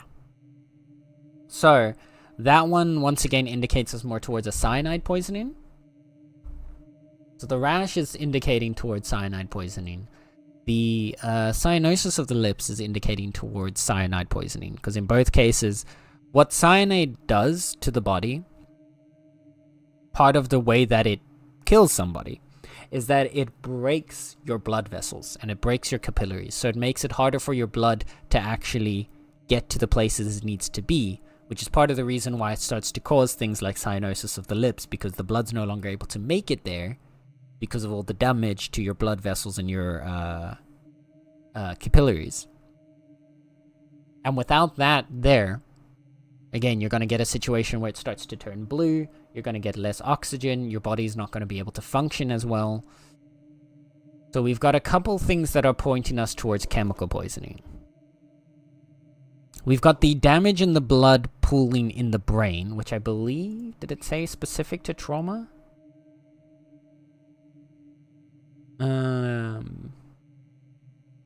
During the section, extensive hemorrhaging observed in the frontal lobe from possible trauma or damaging, with blood infiltration into surrounding brain tissue.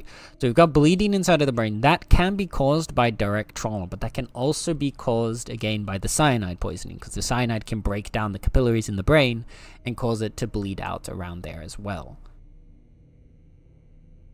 The combination of the blunt force trauma and the cyanide poisoning can also result in this, but this might not innately be the thing that killed her. The intestines are completely normal. The stomach is filled with a bunch of undigested pills.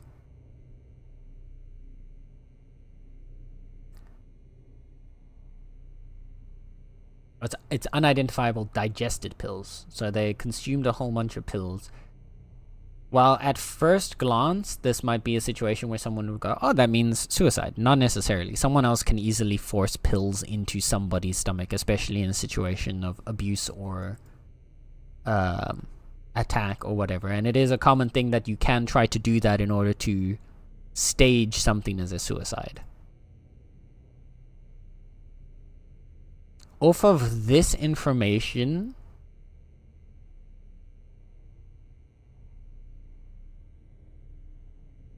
my initial point would be chemical poisoning. But as for the actual manner of death, I don't think you can determine one. I wouldn't be able to determine one specifically based off of this. Because we've got alleged spousal abuse, but you can't make a claim of a medical analysis off of alleged abuse. A lot of blood noted at the crime scene. Mentioned seen an unknown individual leaving the crime scene. It appears to be an alias, so that they're not the actual, this is not their actual name. And potential criminal associates.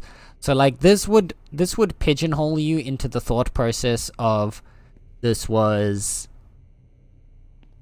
basically a criminal associate that then killed her for not working with them or whatever, would indicate more in the direction of a homicide.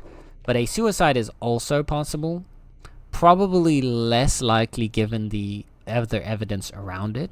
We can rule out that it's not accidental, and it's most definitely non-natural. But honestly,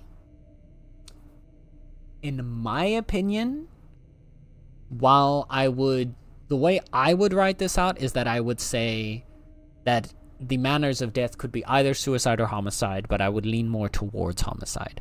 I don't know how the game wants us to do that, though. Because I feel like the game wants you to say something specific. Because I don't think the game is going to be happy with us saying unknown. I think the game is probably going to want us to call this a homicide. But I might be wrong. Maybe the game does actually want this to be an unknown, but I think the game wants this to be a homicide. Put our little OO signature in. And then before we sign off on the body, we need to prep it for return, which means to sew it all up. Seal. Yeah, we're Dr. OO. Hey, technically, your signature does not have to be your name.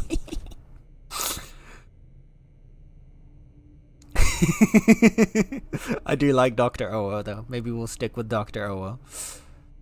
So again, I personally, based off of this information, would probably lean towards a chemical poisoning over blunt trauma being the cause of death, seen as the pills were digested. If the pills were undigested, I would sooner lean to blunt trauma being the cause of death. But technically, it could have been the chemical poisoning basically bringing, and the combination of the two causing the death, but I think it would be the chemical poisoning more, since we already have the cyanide in the body. We know it's been active, and we know it's been able to do its work because of the lack of oxygen moving to the different parts of the body. And there we go. Here's our cause of death. I would still go with unknown over homicide personally, but I think that's what the game's gonna want us to say. Maybe I'll be wrong. I'd like actually for the game to say we're wrong here, but we'll see. There we go. What can I say? I know what the video game wants. Oh, we got the planning and preparation. Oh, okay, so it does want the recorder to be on. We just ever so slightly missed the minigame score. That's annoying. Look at that 99%. Alright, chat. This is gonna be it. Number 4. Our 4th autopsy of the day. We're gonna hit that 100%. You and me in it together. Dr. O. How are we all keeping up? How are we all feeling after this, Do we have any questions? Or do we want to just roll into the next one?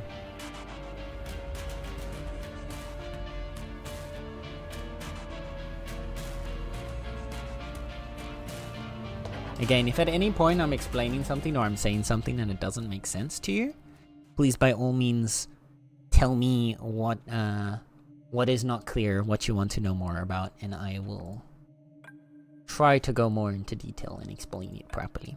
Hi, Teef! How is Teef today? How is cutie Teef? How are you doing? How are you doing? Let me, Tally, could you do a shout out for Teef, please? Please and thank you. Teef is absolutely lovely, people. Super cozy, super fun. Really enjoyable. Highly recommended. Please and thank you. Go give Teef a follow. If Tally is here. If not, I will do it myself. No. No. I don't want to be here. Hello? No? Okay, I can't. Okay. Well, we gotta unzip you first because the game's not letting me. We've got our recorder on. Okay. I think Tally might be busy at the moment, so I'm gonna do the quick shout out myself. There we go. Tired? I have a minor migraine for some reason, but how are you, lovely? Oh, I'm doing good. I'm so sorry to hear you have a migraine. You're feeling tired. I hope it passes quickly. Make sure to drink lots of water. Drink lots of water. Lie down if you need to. Potentially you can give yourself a little massage in the side. Depending on what kind of migraine you've got, I've found sometimes when I don't have migraines often, but the few times that I have, when you like a massage to a little bit of pressure to the sides of your temples, to your temples, and just kind of put a little bit of pressure and rotate a bit, that tends to alleviate a little bit of the migraine pressure for me personally. I don't know, maybe that might help with you. What are you playing last? Cash Cleaner Simulator. Ooh, that sounds fun. Yeah, I'm doing great, lovely. I'm doing wonderful. I'm having fun. We're putting my forensic degrees to the test. And we're finally doing this community challenge that we've had unlocked for a few months, but thankfully the game actually got to a state that we could finally play through it now. So we are good. Alright, let's see what our case report has for us here. So today we have Hugh Baker, age 44, male, 166 centimeters, 76 kilograms, white. Deceased collapsed while working in backyard at home. Okay. They were born into a wealthy family in the pharmaceutical industry. Large quantity of unbranded prescription medication was found in backpack. You're telling me this guy had a backpack of meds? Okay. Police do not suspect foul play. There are no suspects so far. Known to local restaurant owners as a belligerent customer. Random. Prior caution for not wearing a helmet while skateboarding. Known to local police, several misdemeanor arrests for possession. Found carrying multi-language personal allergy card. Okay. There's definitely a couple repeat notes and bits of information that it's showing. So I'm assuming because it's doing the not wearing a helmet, we're gonna have a bruise on the head again. Oof. Rash on the back. Random picture of a skateboard, random picture of a backyard. Okay. Well, we've looked at the evidence. We've got that. Did we grab the camera? We grabbed the camera already. That's good. Let's get a good little picture of our little deceased here. There you go. For each photograph we take, we pin it up on the magnetic board. Now we start taking our details. So, once again, as expected, we have a bruise on the head, probably related to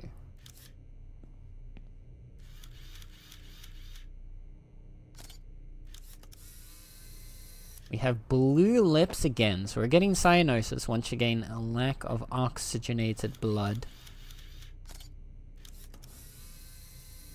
We have photos of a tattoo. We have some cuts on the arm. The leg appears to be fine. What do we got on this side? Feet and leg. We've got a rash down here on the lower left leg, interestingly enough. And seem to be okay. We have no cyanosis of the fingers. So again, cyanosis on the lips but not on the fingers can indicate a potential cyanide poisoning. Another rash on the... it is a rash on the chest. That appears to be all the And then we've got... looks like nothing else here. We can now proceed on Okay. starting the autopsy. So, we've got a bruise on the head, discolored blue lips, tattoo on arm, cut on arm, rash on leg, and rash on chest. We're going to turn off the light. Before cutting open the cadaver, We're going to take our UV lamp, we check for and we're going to external check for traces any of external DNA. trace. This can reveal So hidden this could entities. usually give you things like fingerprints or fibers. The main thing that you'd probably see using UV like this would be fibers. All fibers of clothing or plants or animal hair, etc. Things like that that you could find on the remains of the deceased. The clipboard is used by every pathologist to keep a detailed record of the autopsy. This will help Okay. you with your finalized. And we want to check our Well, rigor take mortis. our deceased by the hand. Gradually, we raise it.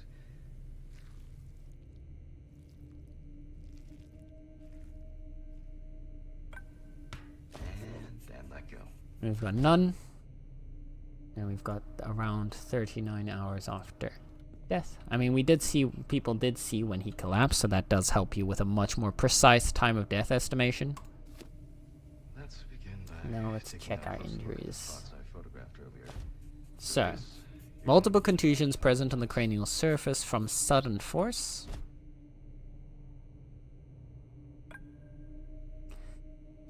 We have lips discolored blue, lacking blood flow. Again, possible indicator of cyanide poisoning. We have gang-affiliated tattoo present on the arm. I'm impressed that our pathologist just knows that that's a gang-affiliated tattoo. We have a rash on a chest present with erythematous lesions with scaling. Again, when it comes to something like tattoos here, it's very assumptuous to immediately state that this is a gang-affiliated tattoo. Even in situations where gangs have very specific tattoos, you would sooner report this as a tattoo that may or that has similarities with those of any specific gang. Just immediately calling it out as a fact being a gang-affiliated tattoo without any other evidence to indicate that this person was a member of a gang or worked together with a gang is very presumptuous. We have multiple linear lacerations present on the forearm exhibiting fresh red edges. So this means that this was close to the time of death, if not at the time of death, because they are fresh red edges. Otherwise, if there is any time between... so the correct terms in forensics would be perimortem, being at the time of death. Whereas you would have post-mortem, which would be after death, or ante-mortem, which would be before death. If this happened a decent while before death, you would already see some level of healing.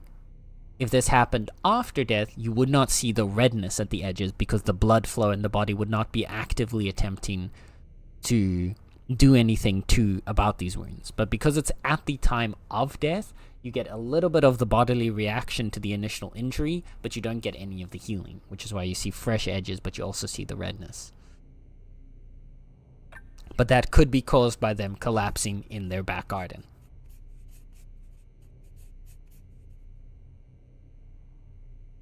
And the last one we've got here is reddish purple rash with irregular borders noted on the anterior left leg. Okay. Now that we've examined all the external injuries, Rashes can be caused by any number of things, so there's no immediate indicator of what that would be. Wait up! Can I get an autopsy for my semi-boss in Reaper? He got eaten! Oh no. Oh no. I think cause of death might have been, for my preliminary examination of Derp the Semibot, I think the cause of death may have been being a tasty little snack. No, we don't want the scalpel yet. No. See, this is the one thing that annoys me with this game. It doesn't... I clicked on the wrong thing. I didn't want to click on the scalpel yet. I wanted to get our samples. Because I wasn't paying attention, I clicked on the scalpel and it won't let me get away from the scalpel. But we'll do our little cuts first. Now let me get the syringe. That's what I actually wanted. And we need to take a blood sample. And then we want to take a urine sample.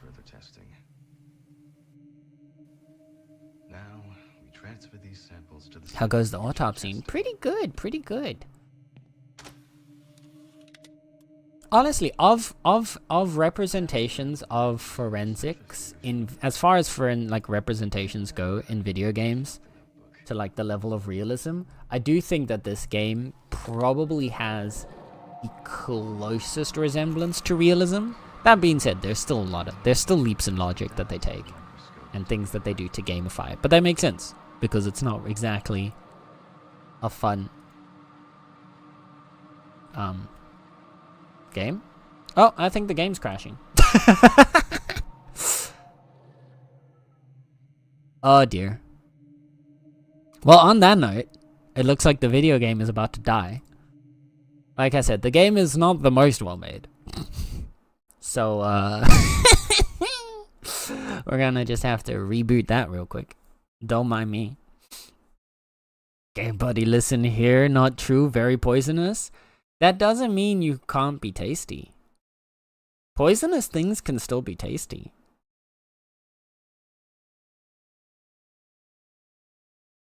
And I mean, did the thing that eated you die?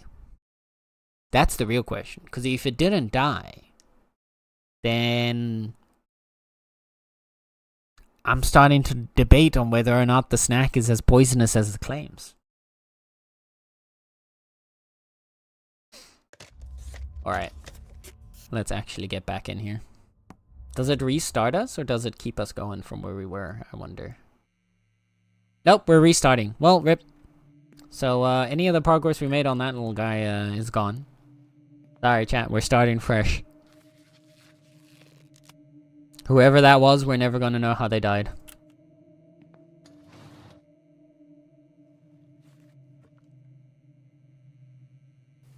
Hey, close the drawers off to yourself, my guy. Come on now. Okay, instead, we've now got Emily Campbell, age 37, female, 166 centimeters, 69 kilograms. Deceased presented to hospital emergency department, later died. Friends reported recent episodes of depression and a change in diet. Ran a stall at an urban wet produce market. What is wet produce? An urban wet produce market. I don't know what that is. Autopsy, the autopsy game, right? We're gonna need to get a digital autopsy going, chat. I'm gonna call in the whole team. Next question, I plead the fifth on tasty snack questions. Ay, man, this frog. This froge. Just avoiding. Headcanon, the little guy ate dirt and died from frog poisoning. Yeah. Yeah, that might have been the case. Our previous victim, Derp, actually committed a murder. Goddamn. A lot of blood noted at the crime scene. Police do not suspect any foul play. There are no suspects so far. Oh dear, this might be a triggering one for some people. So, keep that in mind, please. If this is triggering for you, please look away.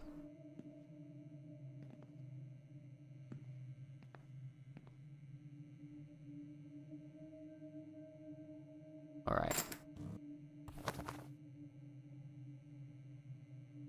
What do we have? Let's take full body picture. We pin it up on the magnetic board.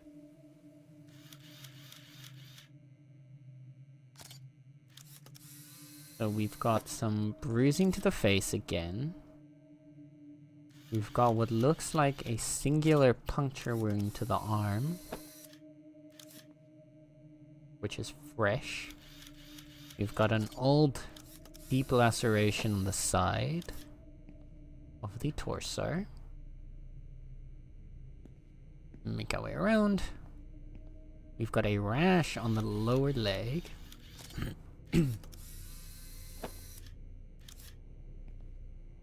We've also got a rash on the arm.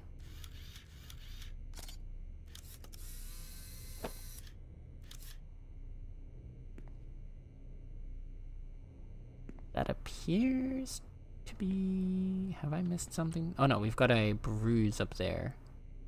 Need to go back around. Can't get it from this angle. Alright.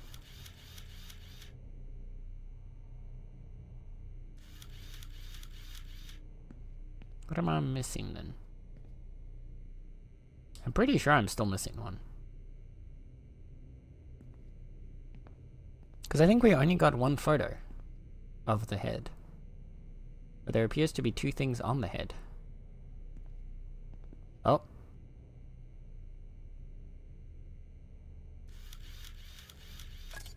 There we are. It was very specific about the angle to be able to actually quote-unquote see it. Okay, so we have a red swollen face, small syringe mark. See, again, you can't immediately assume that's a syringe. Yes, it is a puncture wound that is most likely similar to a syringe, but you can't just immediately call that a syringe mark. We have a deep laceration to the abdomen, rash on leg and on arm, and a bruise on the head. Then we are going to scan for trace evidence with our UV lamp. We check for external traces using the UV lamp. This can reveal hidden injuries.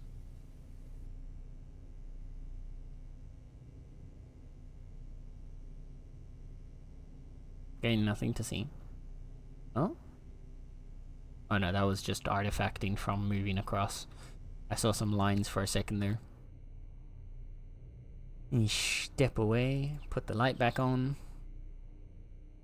Then we'll get our magnifying glass. Let's begin by taking a closer look. So we have facial edema, which again, fluid swelling, observed with pronounced redness consistent with trauma or allergic reaction. And at the bottom of the clipboard is where you'll select your conclusion once you feel you've found the right result. We have multiple contusions present on the cranial surface from sudden force.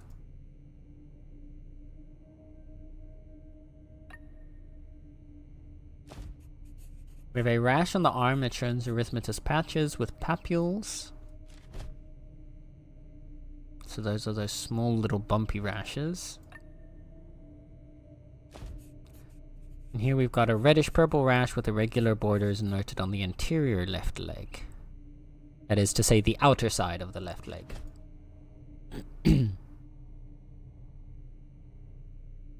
Or the technically, this would be lateral anterior. Anterior is the front side. Lateral would be the outer side. This would be more lateral anterior, not just anterior, since it's covering only a little bit of the front, but more to the side. But that's, I guess, more specific terminology that the game just wants to be too simple on. Deep laceration present on the abdomen, extending through the skin and subcutaneous tissue. So yeah, it's a deep laceration, but doesn't necessarily indicate anything specific to it. Then we have a small raised syringe mark observed with localized redness and slight swelling, indicating that that puncture is fresh. Now that we've examined all the external injuries, we can cut open the cadaver with a scalpel to examine the internal injuries. Alright, next up is we take our samples Now we take these samples to of the microscope. blood and urine. Now we transfer these samples to the centrifuge for testing.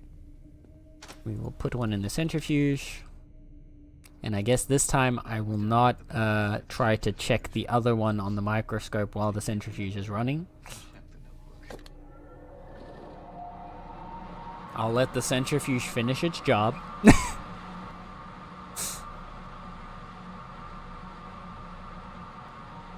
We'll just peacefully wait here.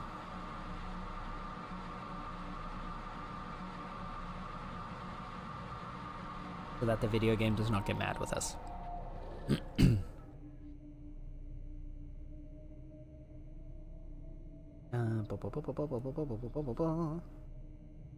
There we go.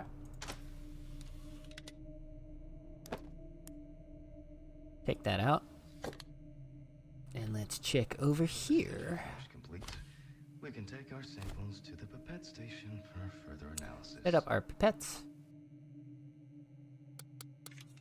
Roll to 3. Push out all the air first. And then submerge it in your fluid completely. Then absorb. Put it in the chromatogram. And what do we have here? So, from our blood tests, we have glucose, urea, nitrogen, and creatine. So it looks like it is completely healthy. Blood test shows balanced levels of red and white blood cells, platelets, and other key biomarkers indicative of healthy blood. So that's a good first sign. To see the microbes, we'll need to adjust the Now depth of we the get microscope you to be correct. all the way in, light you up, and try to get a good focus. And let's see what's in the blood here. Okay, it doesn't look like there's a lot in there. Blood analysis reveals the presence of normal bacteria, indicating healthy balance of microbiota in the bloodstream. So yeah, we've got nothing to worry about in terms of their bloodstream. Which, all in all, seems to tie in pretty well with what we've been getting so far. It contains all sorts of pertinent information as to who the deceased might be and what Okay. potentially happened to them. So, Plus, our we can next figure out step what the cause of death might be. is to grab our scalpel. Oh wait, no! Grab the scalpel from my kit Uh, and start We cutting. didn't do rigor mortis The yet, incision should be in the shape of the letter but Y. it requires us to do the scalpel before we can go back. Now we peel back and separate the skin. Oh, and it's just gonna skip the rigor mortis part now, isn't it?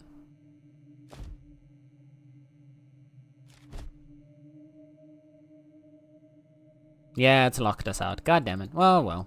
Well, we're not gonna be able to max this one then.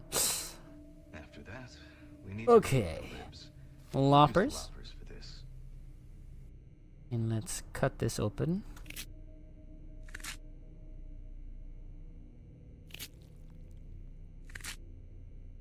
Chop. Chop. Chop. Chop. Chop. Chop. Again, this is very unrealistic of the way that they're doing the loppers straight through the middle. That is never in a million years how you would try to cut it away. The representation they show afterwards is more accurate, because you actually lop along the sides here to cut through the ribs where they're thin, because that's going to give you the least amount of resistance and the easiest cutting away. If you're trying to cut down the middle, while the first part here is going to be a lot of just tissue, as soon as you get to the sternum here, that is thick, dense bone. That is going to be a nightmare to try and cut through, and you also just generally don't want to, because that's going to be damaging your evidence.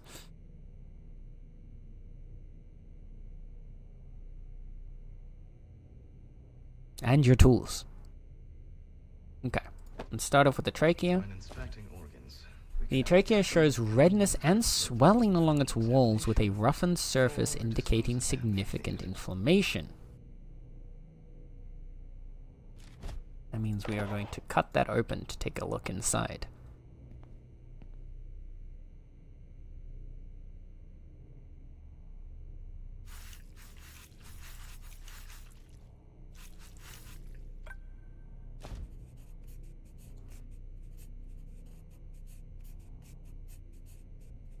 Let's see. During dissection, the trachea displayed inflammation with reddened mucosa and thickened walls, indicating an acute inflammatory response of some kind. So far, this is all leaning us more towards a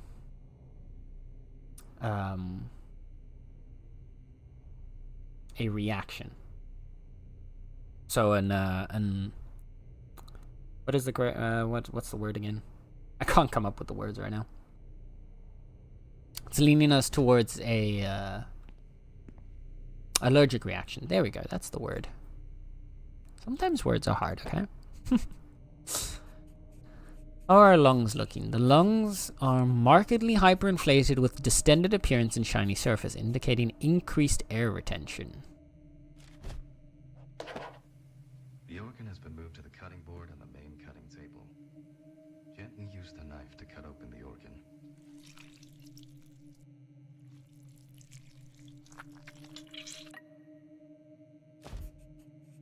During dissection, the lungs are hyperinflated, exhibiting enlarged air spaces and diminished elasticity suggestive of chronic obstructive pulmonary disease. Interesting.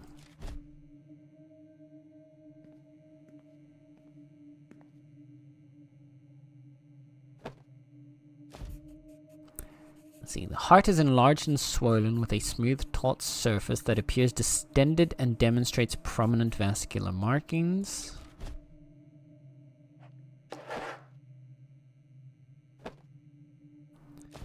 Then we have got the liver. Shows deep lacerations across its surface with irregular jagged edges and areas of exposed tissue. So we're going to want to cut that to see how it looks on the inside, whether or not it's just a surface cut, or if there is actual internal damage that may have been caused. The way it wobbles, man. During dissection, the liver appears intact and functional, with the laceration only being surface level. Okay, so the laceration we can essentially cut out as not being related to whatever happened to the victim here. Okay, what happened to you? What's with all these weird lines all over the place all of a sudden? Then we have a stomach. Stomach appears normal in size and shape with a smooth pinkish surface and no visible abnormalities or distension. But we are going to check inside anyway. The stomach contents, especially for potential allergic reaction.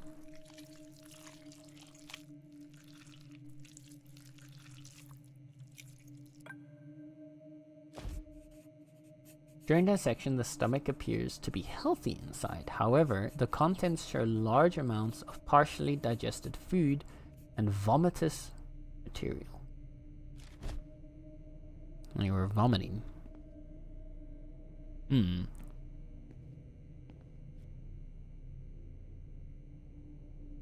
What happened back there? That doesn't look right.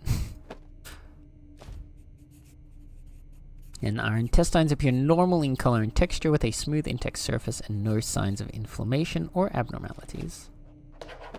Okay. That away for now.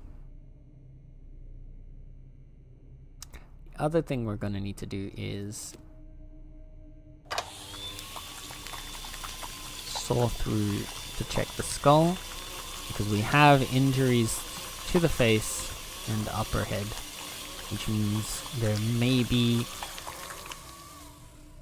trauma that has gone through to the brain from that. The brain appears intact with well-defined uriae and sulci, showing no signs of atrophy, hemorrhage, or lesions. A dissection is likely not required. So there's no real indicator here that trauma caused any problems. But we can always dissect just in case.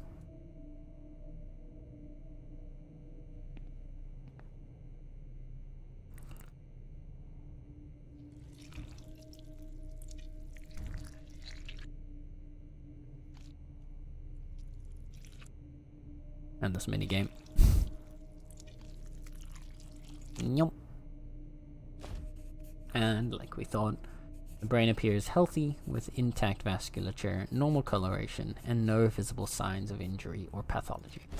Yeah. Healthy brain.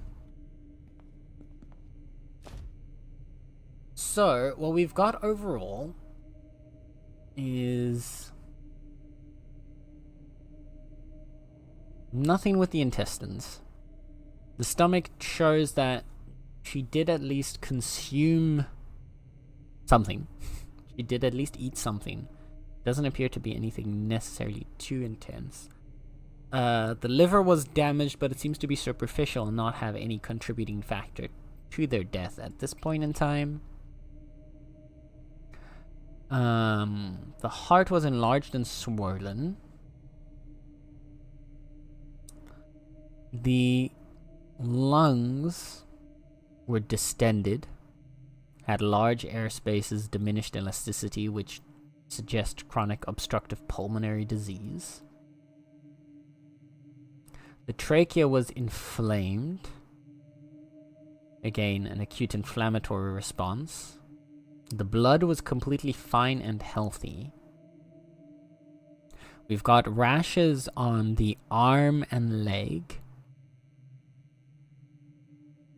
We had an injection, a possible syringe injection site, which was also reddened with some slight swelling.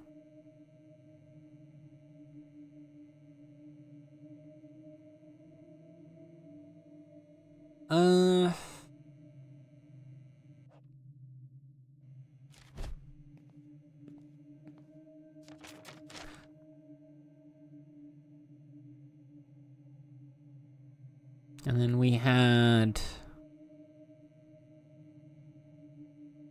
Oh, sorry. For a second I was thinking about the case we had before the game crashed, but that person had allergies.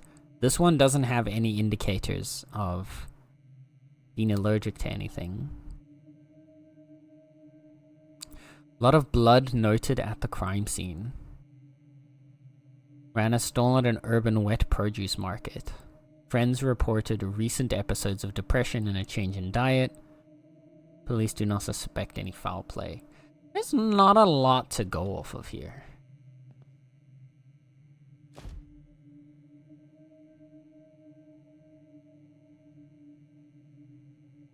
Do we have anything for what the sudden force, what the cranial contusions can be from? Doesn't look like it.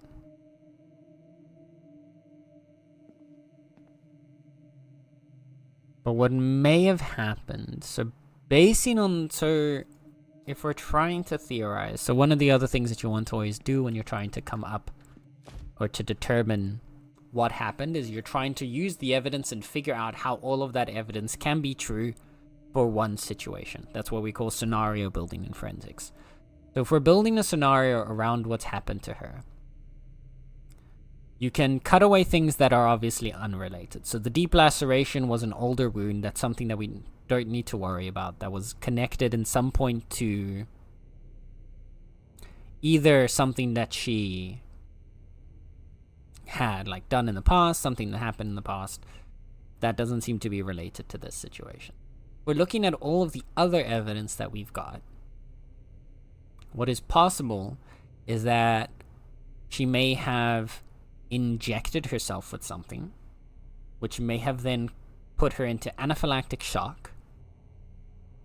She could have had she may have had an injection of something, had an allergic reaction to whatever she had injected herself with. Either accidental or intentional. That could have caused the rashes. She may have then collapsed. When collapsing, she may have hit her head against something, and that could have caused the bleeding and the blood on the around the crime scene. Since there are no lacerations or fresh wounds that could have caused any bleeding outside of just this.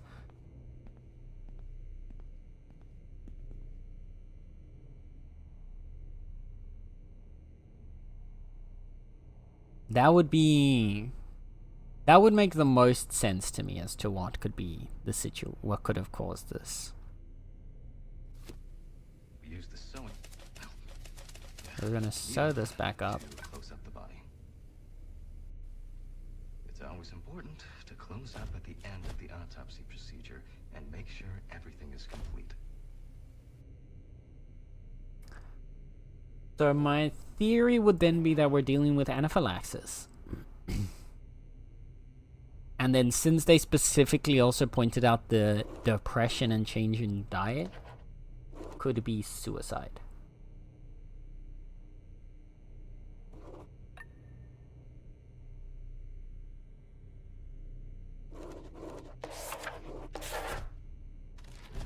This one we can't get 100% on anyway because we didn't get to do the rigor mortis and the game just absolutely denied us from clicking that. Oh, our manner of death was actually wrong. So we did get correct on the suicide, but apparently the manner was not anaphylaxis? Would it then have been chemical poison? But we didn't have any indicators of chemical poisoning.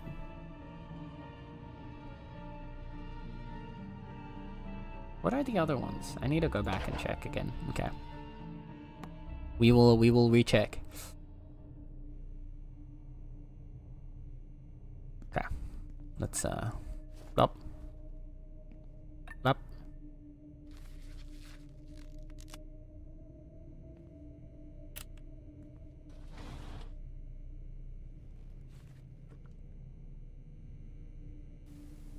Before we Get our begin camera. the internal examination, we need to document the cadaver. So first of all, I just want to check here. Every pathologist to keep a detailed record of the autopsy. Acute radiation is definitely not the case. Electrocution would not be the case. Sepsis was not the case. Blunt trauma. Would it have been blunt trauma? Select your conclusion once you feel you found the right. Suicide by blunt trauma doesn't, or chemical poisoning, because it's not a lung cancer or heart attack. Apparently, was not anaphylaxis. So I guess a chemical poisoning would make the most sense to me then. But then we didn't have any indicators of chemicals, did we? Weird. I'm not sure what that one was supposed to be. Okay, let's look at our current file. We have John Taylor, age 45, male, 167 centimeters tall, 85 kilograms, white. Deceased found at home, unconscious on bathroom floor. Known to associate with drug users and suppliers, worked as a guitar tech and roadie for touring bands. Known hoarder and shuttered, neighbors report multiple hazards in and around home. Prior caution for not wearing a helmet while skateboarding. Okay, so he's going to have a bruise on his head. Witnesses report deceased acting erratically in days prior to death. Reported to emergency room with head trauma 2 weeks ago. Treated but not admitted. Police do not suspect any foul play. There are no suspects. Got a random picture of a bathroom. A bag with drug paraphernalia, I'm guessing. And then a skateboard. But it doesn't say he had drug paraphernalia. Right? Just associated with drug users and suppliers. Seems like we're already being a little bit railroaded by that, but that's fine.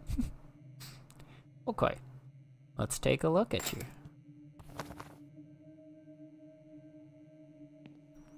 So, first and foremost, we are going to get a full body picture. For each photograph we take, we pin it up on the magnetic board. And we've got the, of course, bruise to the head.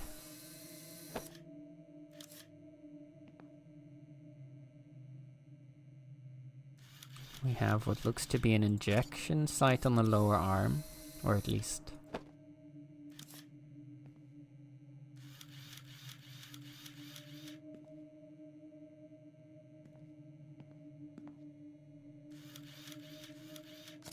We have a burn on the foot. Always fun, always fun. The leg seems to be completely fine. We have a burned hand. Also external looks to be injuries. bruising there, but I guess We can that's now not. proceed on to study the autopsy. Okay, so that's our injuries.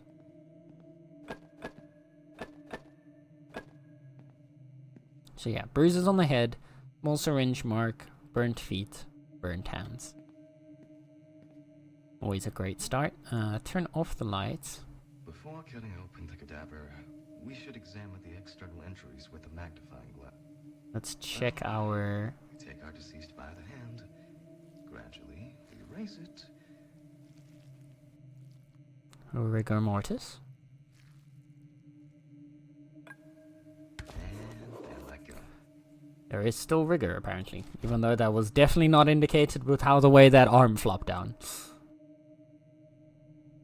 Then we want our UV lamp. We check for external traces using the UV lamp. This can reveal hidden Oh. injuries.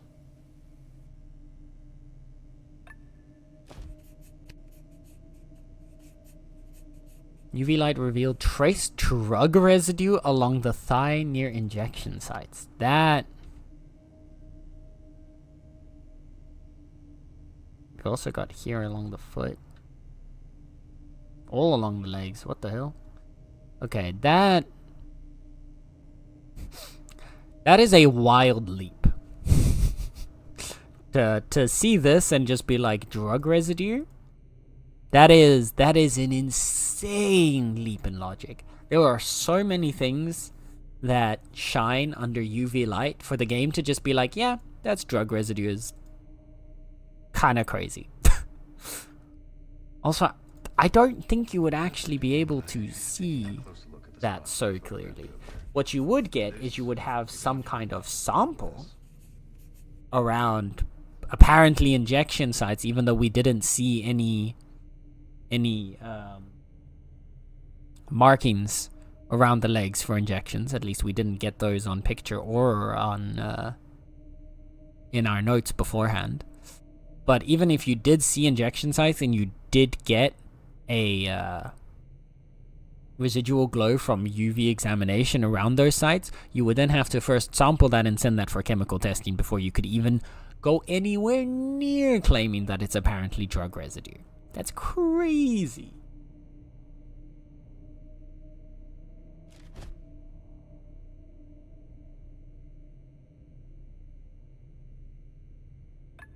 An insane leap in logic. Okay, we've got a raised syringe mark observed with localized redness and slight swelling. Which is then also weird that you've got apparently drug residue on his legs, but not here next to the actual syringe mark. Because it looks like he actually has multiple puncture wounds here. It doesn't look like there are any puncture wounds on the legs. No, like not at all. So for there apparently to be residue next to the syringe injection sites on his legs are interesting. Several thermal burns noted on the hand with charred skin blister formation. And on his lower foot. Significant thermal burns present on foot characterized by charring and extensive blistering. Oof, painful. Now that we've examined all the external injuries, we can cut open the cadaver with a scalpel to examine the internal injuries. So did we have something that would indicate where the burns came from? Contains all sorts of pertinent information as to who the deceased might be. Just hazards in and around the home and being a This will help you roadie to figure for a out touring what the cause of band. death might be.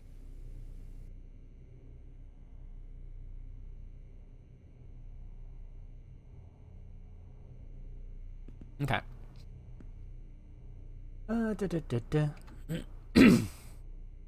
Let's grab our I scalpel. grabbed the scalpel from my kit. No, Let's start cutting. yeah. We need to do our Incision should be in the blood shape of the tests. letter Y.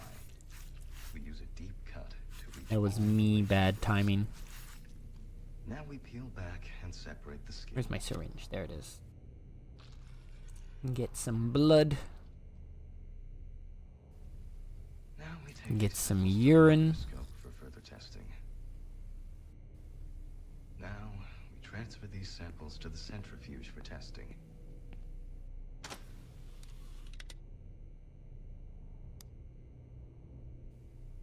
Now we dial in the values for the centrifuge and the knobs. set that up to, what was it, 70 and 15, Check the notebook. and start.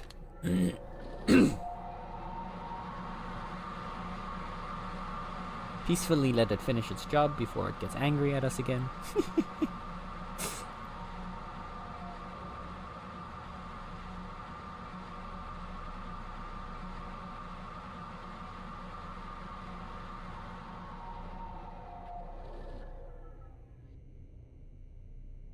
Also, for anyone that does have any chemistry knowledge or worked in a chemistry lab before, you would immediately see the problem right now with this setup. And that is that a centrifuge should never be set up like this. It always needs to be balanced, so you always need to put at least another vial, even if it's an empty one, on the opposite side of the one that you have put in to test. Because if it is off balance, it will literally just break.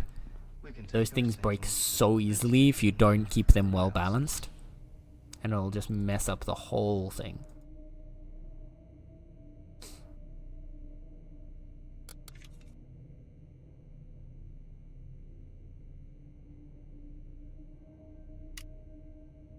There's always been a part of me that's wanted to see what it would actually look like if you do put a centrifuge together. Or you do centrifuge a vial without a counterweight. But also, I did not want to get in trouble at uni or at any of the labs that I've been in for breaking the centrifuge, because fucking lab equipment is insanely expensive for no reason. I mean, actually, it's because they're pretty complicated machines, but still. So, we have positive findings for heroin and morphine. Blood test reveals the presence of heroin and its metabolites, indicating recent use and potential opioid-related health risks.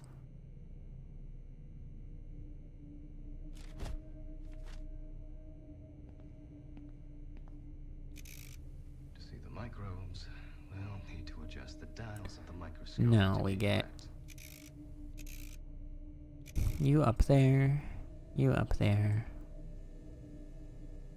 there.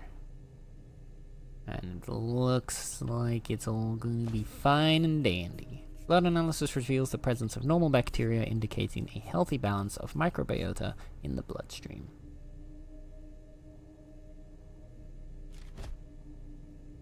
So right now things are leaning definitely towards drug use and or potential overdose. How are we looking? Yeah. So, open up our steps here. After that, Now we need to get our loppers. we'll use the loppers for this. And we're gonna chop. Bonk. Jump. And jump. Round 2. Jump. Jump. Jump. And 3. Jump. Bump. And jump. We can now inspect the internal organs. Now, those lungs do not look healthy. But let's start with the When trachea. inspecting organs, we can either cut them The trachea appears intact with smooth, pale walls, no visible signs of inflammation or structural abnormalities. Interesting. Considering the situation of how the lungs look, though, I am going to still choose to dissect the trachea. Because that can help us identify, even if there's nothing specifically wrong with the trachea itself, it helps us rule out other things that might be what is causing the lungs to look unhealthy. During dissection, the trachea appears healthy with a clear airway, smooth mucosal lining, and no signs of obstruction or inflammation. So, by that assumption or analysis, that means that whatever has happened to the lungs, it is most likely not the result of something like smoking, since that would damage the trachea as well. Lung appears normal in size and shape, but displays areas of distension with a slightly darker color. Dissection would be advised to figure out the cause, but of course. The organ has been moved to the cutting board and the main cutting table. Gently use the Okay. knife to cut open the organ. So we chop. And we chop. During dissection, the lungs are found to be heavily edematous. So, again, fluid acclimation in the alveolar spaces indicating pulmonary edema. So again, we've got liquid bloating. basically. Lots of liquid buildup in the lungs. Is not a good sign. Ooh. The heart surface appears charred with blackened tissue, showing areas of thermal damage and irregular surface texture. Now, this is a weird one. How did the heart get charred? How did his heart get burned? This one's making no sense to me.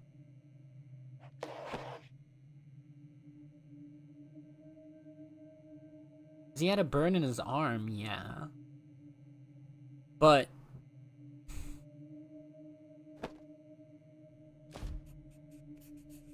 this is weird. The liver appears normal in size and shape with a smooth reddish-brown surface and no visible lesions or abnormalities. Dissection may not be required.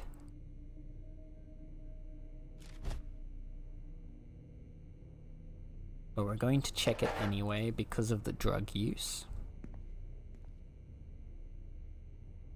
Could potentially show us something in the liver. Ah, really? That touch? Okay.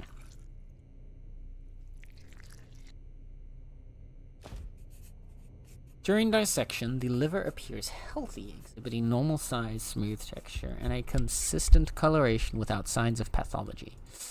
So that would at least seem to me like he's not a frequent drug user, but then the other evidence shows that he seems to be a frequent. What is our stomach looking like? Stomach appears normal in size and shape with a smooth, pinkish surface and no visible abnormalities. Well, that's suspicious. Let's see what happened here.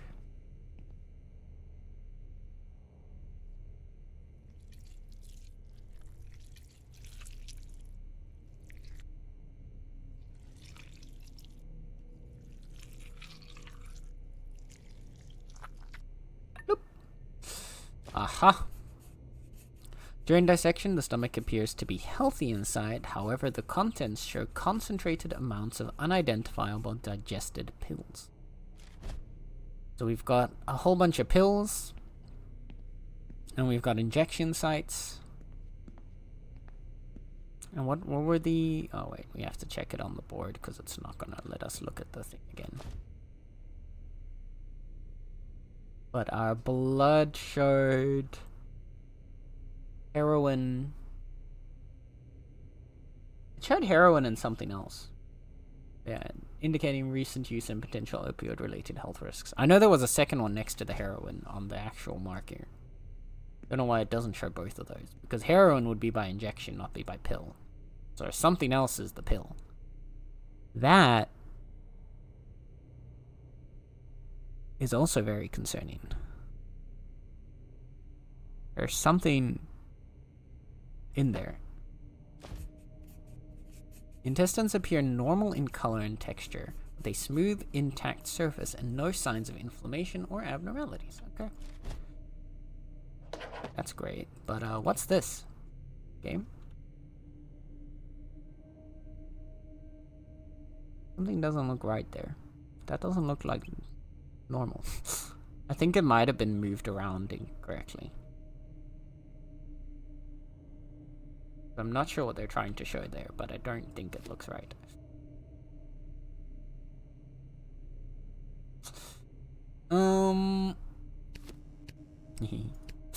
Okay. So we do have an injury to the head, so it is still worth checking the brain as usual.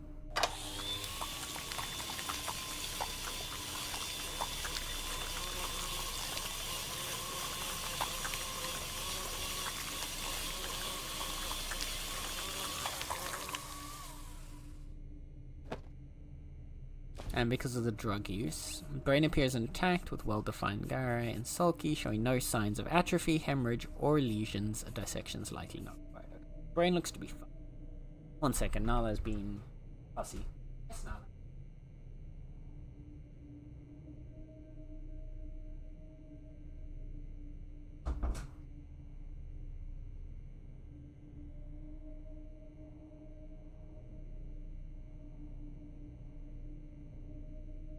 Oh, the joys of a fussy kitty cat. Okay. So... our brain looks fine. I don't think we need to cut into that.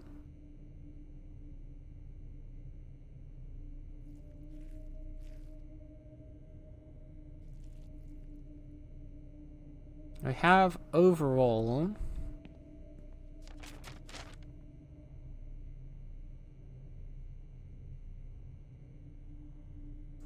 it was reported to emergency with head trauma 2 weeks ago, so the head trauma we can already, like, set away as probably not related to what happened here. Known hoarder and shut-in with multiple reports of hazards in and around home. Not entirely sure what they're talking about with that, but that might have to do with what the burns were from. Known to associate with drug users and suppliers, leading us more towards the drug side of things. Guitar tech and roadie, also kind of usually associated with drug use. We have the pills in the stomach, the heroin in the system. Likely this would lean us mostly towards an overdose as a cause of death. We use the sewing needle to close up the body.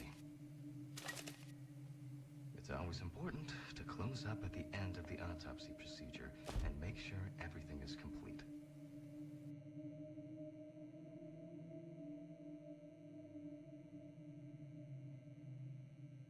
So...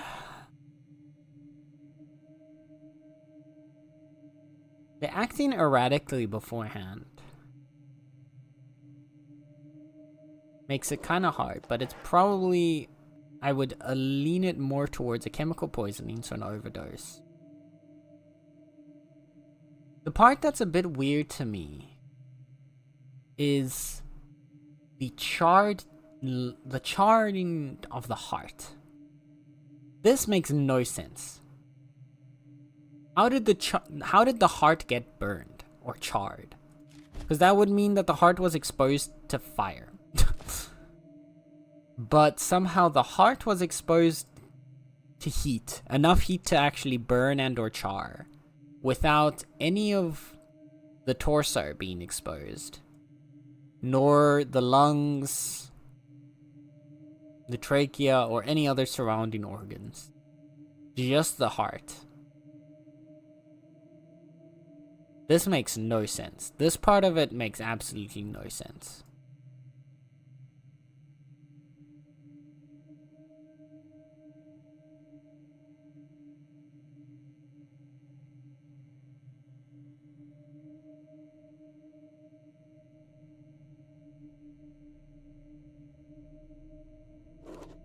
I feel like that might just be an oversight on their part for the how it like randomly generates the evidence on a body. Because a random burn to the heart, unless... no. What could cause charring of the heart?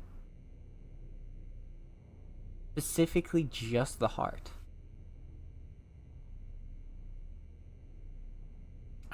I don't think there's anything that can cause the heart to be charred.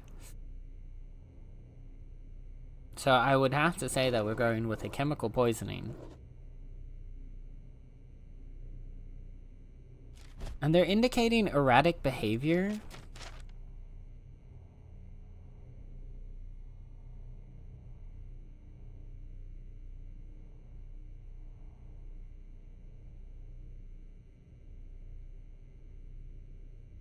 Took a bunch of pills and injections.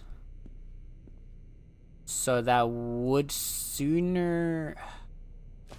pills and injections at the same time would indicate a suicide to me. But theoretically, it could also have been accidental. It could have been an accidental overdose, but the combination of both an injection and pills would have me sooner believe a suicide.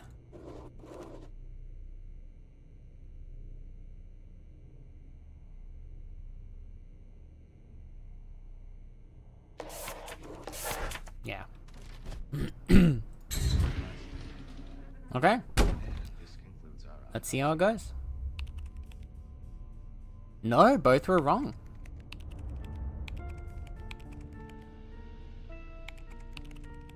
So then the charring of the heart was there. Was actually supposed to be the real cause of death. Okay. So then the thing that I'm assuming that they were going for was because there was charring of the hand and of one foot and one hand, is I'm assuming that they were going to say an electrocution. So an accidental electrocution. Because that electrocution can char the heart. That probably would have made more sense, but there would be more charring than just the heart. Yeah, technically we knew what was wrong there, but it should have been more obvious to me.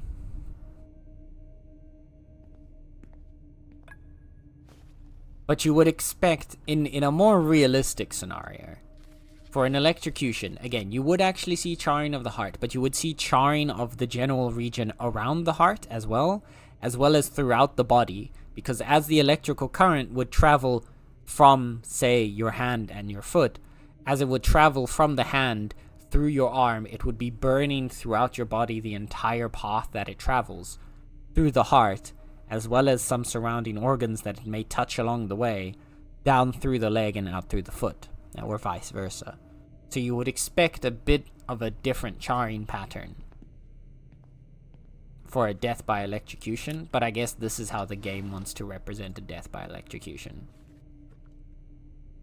Which, like, fair enough, I guess. Before we begin the Not internal accurate, but... examination, we need to document the cadaver in the condition it arrived Alright, in. next up we've got James Campbell. Begin with a full body photo. Deceased found at home unconscious on bathroom floor again. Civilian military employee, further records classified. Owns 2 dogs, 5 cats, several exotic animals. Keen amateur detectorist. Frequently reported found objects. Former professor of nuclear physics at Georgia Tech University.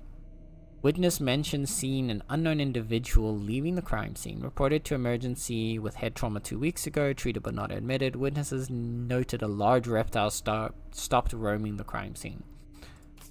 So we've got the alligator, which means we're probably going to have the alligator bite again. Head trauma from the skateboard.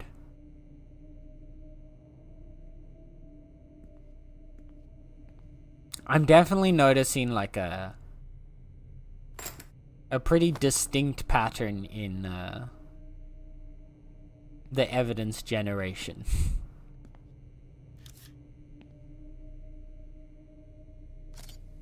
For each photograph we take, we pin it up on the But it is what it is. Okay.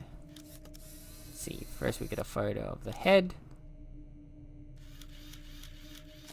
And you've got something with the hands, discoloration. We've got the alligator bite on the leg. With exotic animal bites, we must first scan the Polaroid on the fax machine for a detailed print. We've got scratches on the other leg. We've also got a rash on the thigh.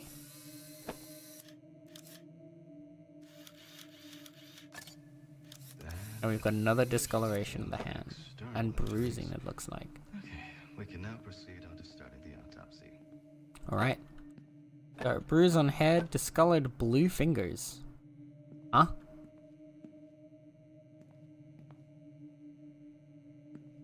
Do they have 2 types of evidence going over each other? That, yeah, because they have swollen hands. So they have 2 types of evidence that have overlapped each other so that you can't actually see them. But okay, rash on hip, cuts on legs. Not the very best indicators, but that's fine.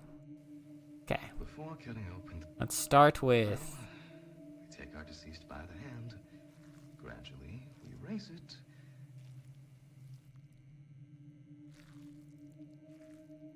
our rigor mortis test. The clipboard is used by every pathologist to keep a detailed No record rigor. of the autopsy. This will help you proceed with your finalizing of your And then we will conclusion do for the cause of a death. initial First, UV we'll check scan. for external traces using the UV lamp. This can reveal hidden injuries.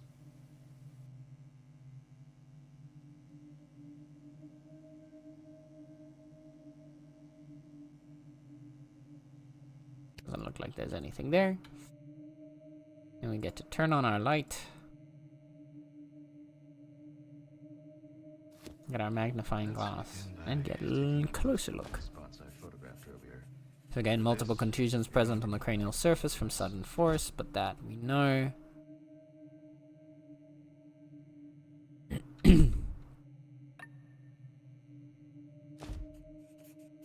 We have a noted rash around the hip region with irregular borders and slight discrimination, not typical with the normal rashes. Okay.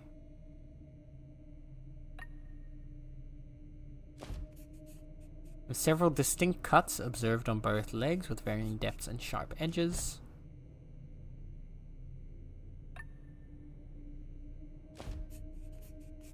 Significant edema noted in both hands.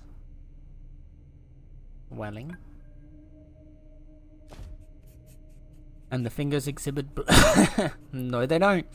Bluish discoloration suggesting possible cyanosis. Or having problems with oxygen. And then large bite marks with non-fatal deep laceration wounds. Now that we've examined all the external injuries, we can cut open the cadaver with a scalpel to examine the internal injuries. So we're going to do the picture first.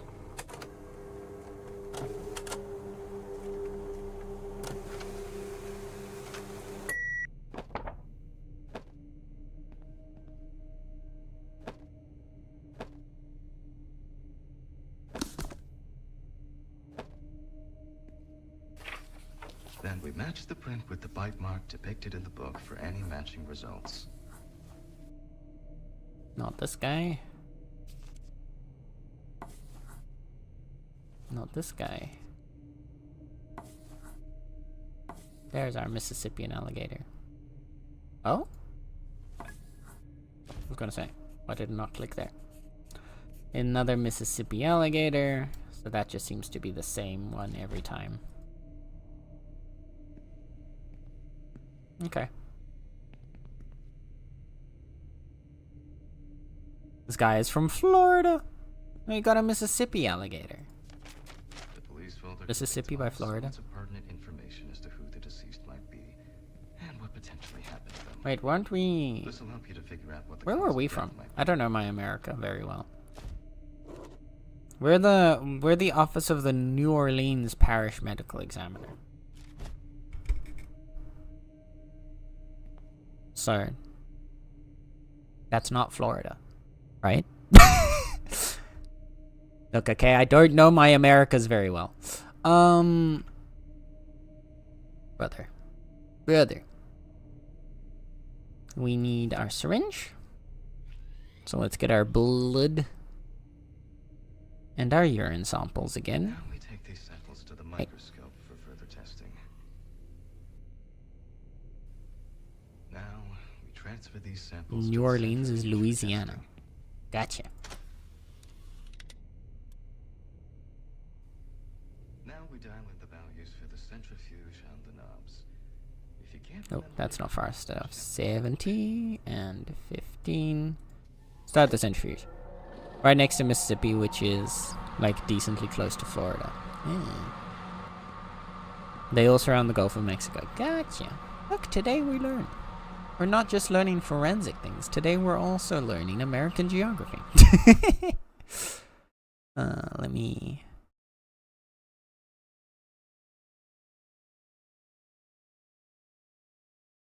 You working? It's working. There we go.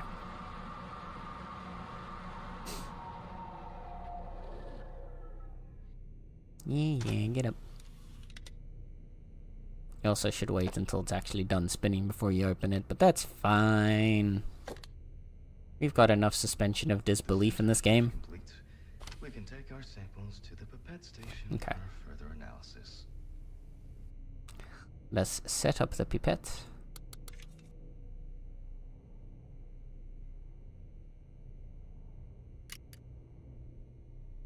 Push out all the air. Put it in and slurp it up. Put it in the chromatograph. And what do we have? Glucose, urea, nitrogen, and creatine. So it looks like healthy. Blood test shows balanced levels of red and white blood cells, platelets, and other key biomarkers. So we got healthy blood. Nothing concerning in this man's blood. We'll need to adjust the dials of the microscope to be correct.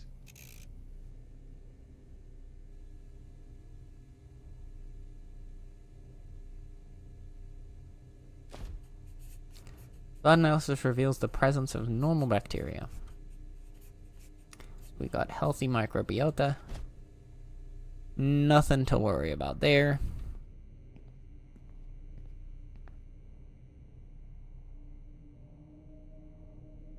So let's Grab the scalpel scalpel. and start cutting. The incision should be in the shape of the letter Y. We use a D. Now we peel back and separate the skin. After that, we need to remove Get our loppers. We'll use the loppers for this. Chomp. Chomp. Chomp. Chomp.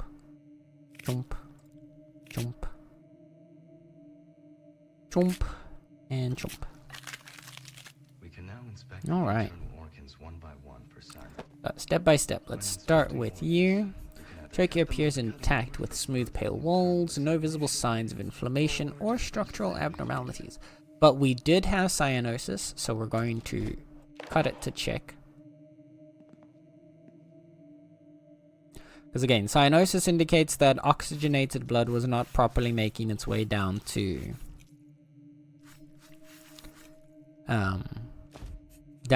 the extremities, which means something was stopping it from making its way out.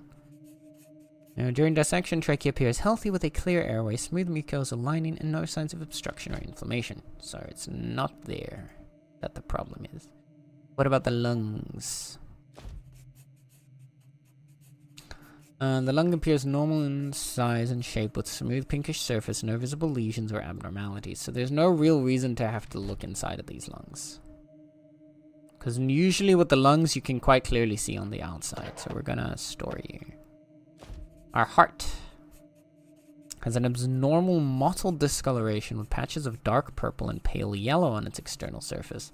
This discoloration may suggest compromised blood flow or tissue damage. Yeah. So we've definitely got something wrong with the heart.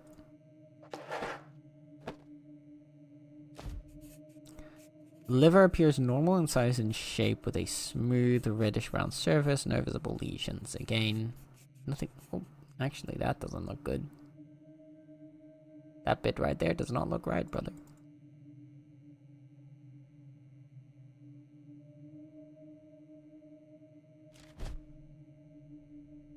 Don't trust that. That doesn't look right.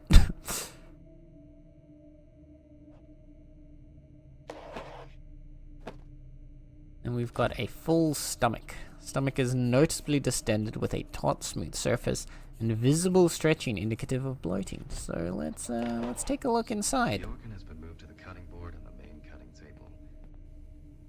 Gently use the knife to cut open the organ.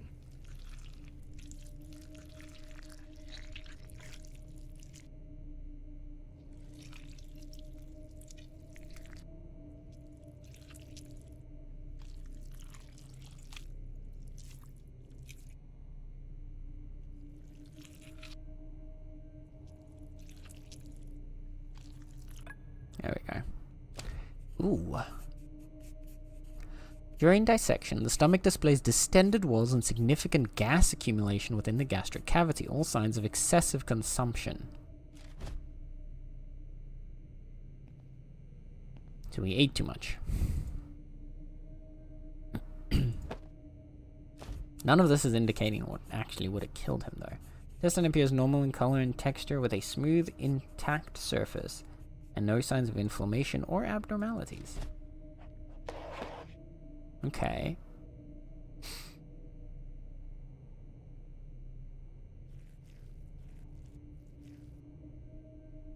Interesting. And let's take a look at the head.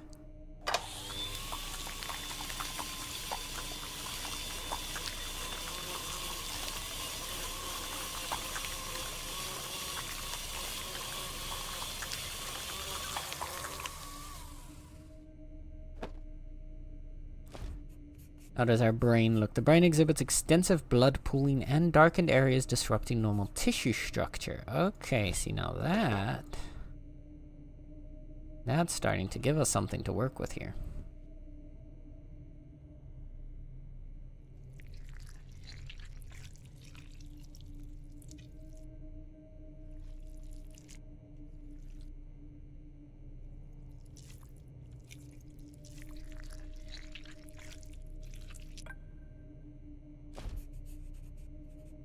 During dissection, extensive hemorrhaging is observed in the frontal lobe from possible trauma or damaging, with blood infiltration into surrounding brain tissue. Okay, so we've got brain bleeding. We've got a bleeding in the brain. We've got nothing wrong with the intestines. It was overconsumption, so his stomach was distended. Liver looked fine. The heart was discolored from compromised blood flow or tissue damage.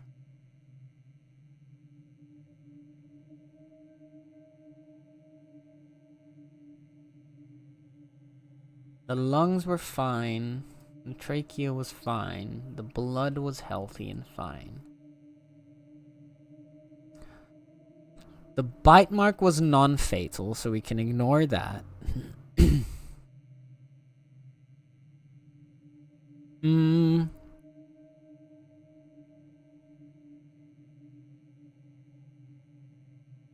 have contusions on the cranial surface from sudden force.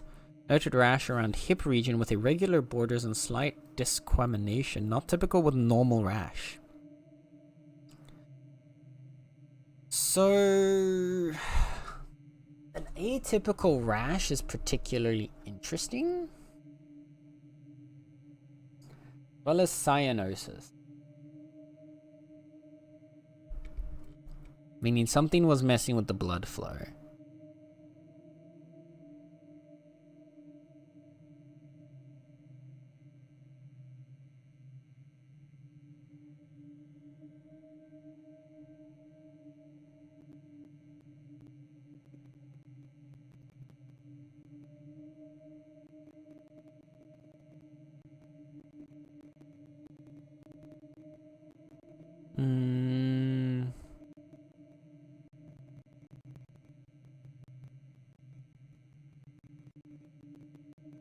The discrimination is particularly interesting. Because discrimination is your, I don't know if I said this already, but it's the way that it's basically your skin peeling. Discrimination is basically like the layers of like older skin peeling off. Same thing that you see when you have like a sunburn or something. An irregular rash, so it's not like a normal rash with discrimination, could indicate acute radiation syndrome. Being on the leg. Acute radiation syndrome, I'm not actually sure how much that affects blood flow. But this guy worked at it was a former professor of nuclear physics.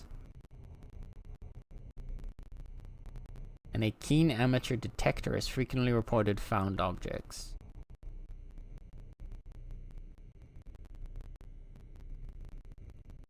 Could he have had...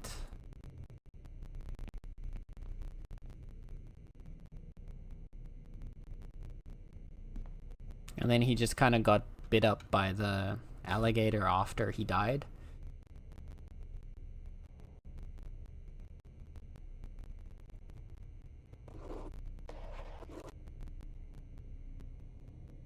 Edema in both hands. Cyanosis. I don't know if cyanosis and like blood flow issues can be caused by acute radiation syndrome. I don't have the medical knowledge for that. But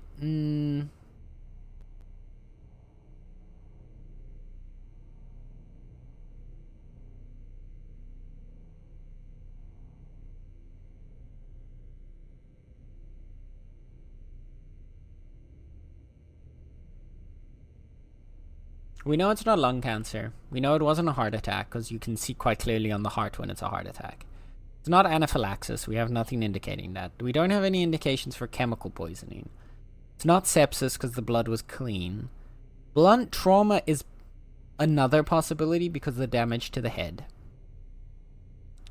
But that was 2 weeks ago and he wasn't kept in hospital for it, right? Let me double check. Yeah, reported to emergency with head trauma 2 weeks ago, treated but not admitted, which means that the head trauma probably was not fatal or too dangerous. It was probably not the blunt trauma. It's definitely not electrocution. So then I would have to go with acute radiation syndrome. And that would make it accidental. Would it?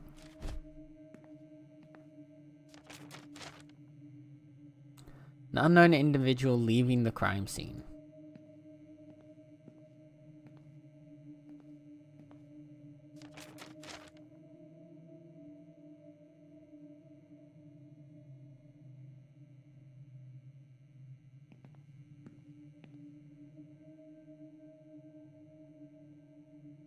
The acute radiation syndrome. I don't know if that would be accidental. It's not natural. It's not suicide. I mean, technically, you could, I guess, do suicide, but it would not be... If you were attempting, that would be the most horrible way to attempt.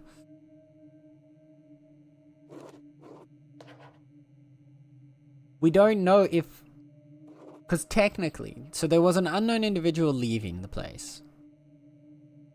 That person could have exposed him to it. But the acute kind of builds up over time, so it doesn't really make sense for that to be the case. So I would sooner go with accident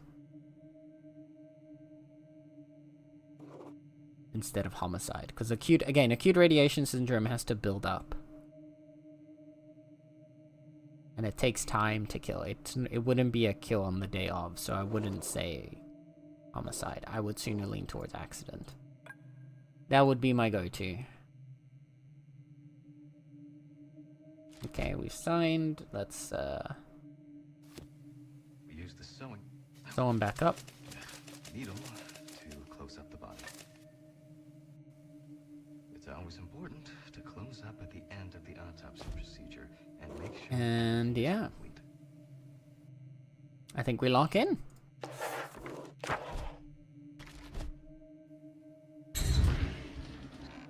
And this concludes our autopsy. And now we get to see. Okay.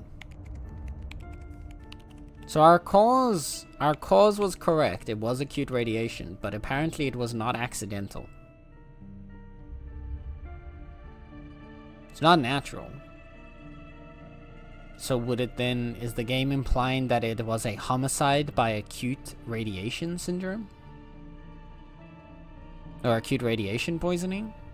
That's impressive. That is some like that is some TV drama level murder being committed.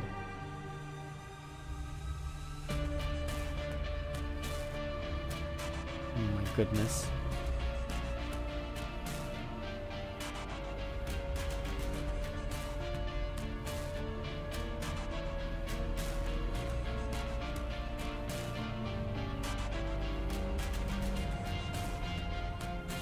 Okay, how are we looking for now? We'll try one more and then I think we'll call it for today. I think that's gonna be our go-to. We'll do one more autopsy and we'll close it off. Because I think I've also kind of run through at least everything that the game is making me think of in order to provide knowledge.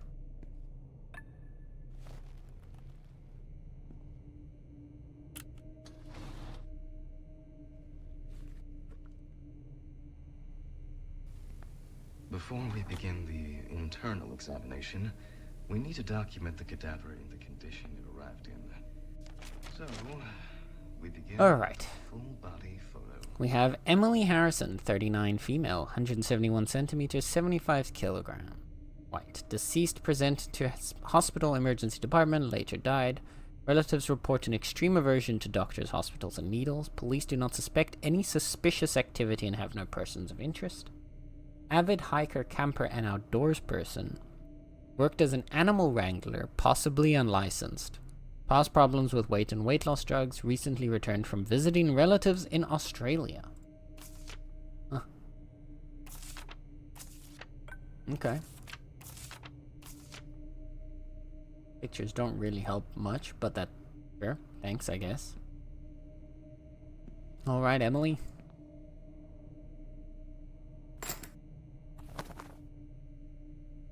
Okay.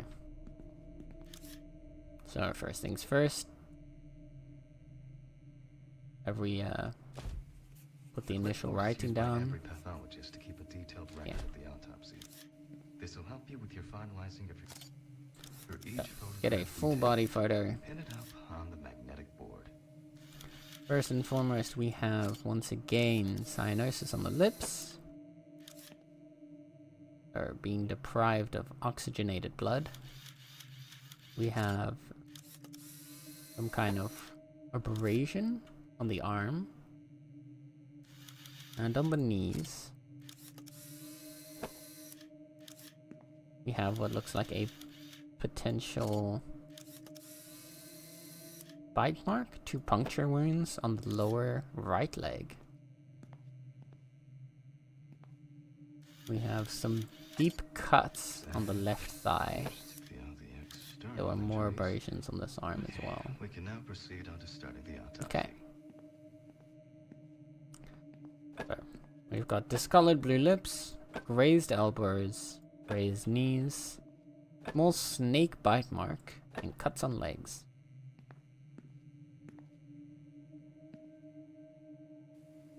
Before cutting open the... Well, we take our deceased by the hand. Gradually, we raise Then we're going to do our little check for rigor mortis. And then let go. No rigor, 62 hours after death. Let us turn you off for a second. Grab the First, UV.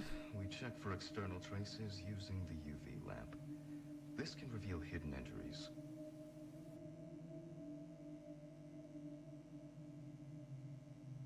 Not appear to show anything.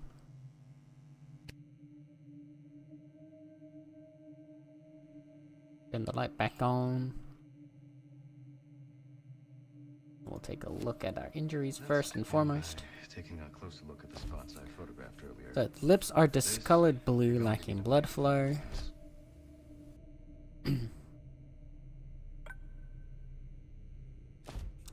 We have superficial abrasions evidence on both elbows indicating recent contact with a rough surface.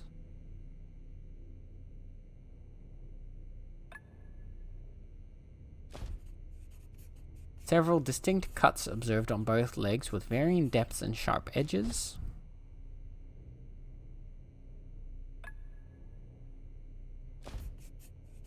Superficial abrasions noted on both knees consistent with trauma from a fall.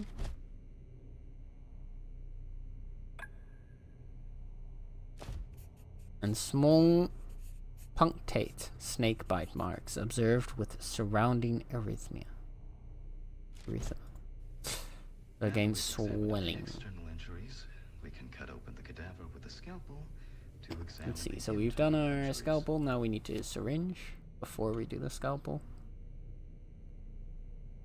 Let's get a blood sample Now we take these samples to and the a microscope urine for sample, testing.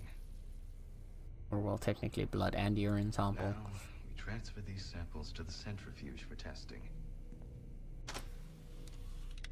Put it into centrifuge. Now we dial in the values for the centrifuge on the knobs. If you Put can't her up to remember, 70 and 15. And start.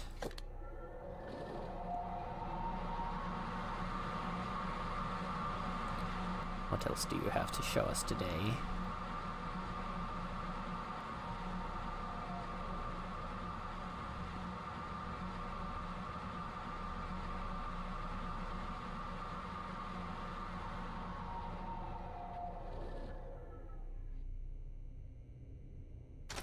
Go, centrifuge is done. Give me my sample, please. We are at a rush.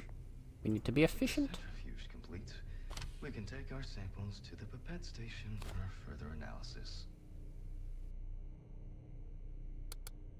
3 minutes. 3 milliliters. Push out all the air. Pull up. Put in the chromatogram.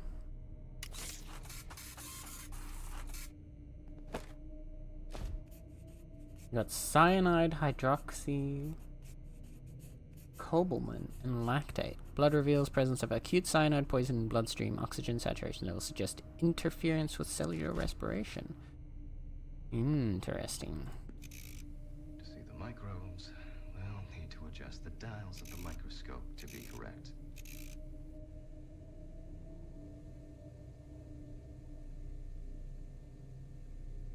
Cyanide poisoning. The blood analysis reveals the presence of normal bacteria, indicating a healthy balance of microbiota in the bloodstream.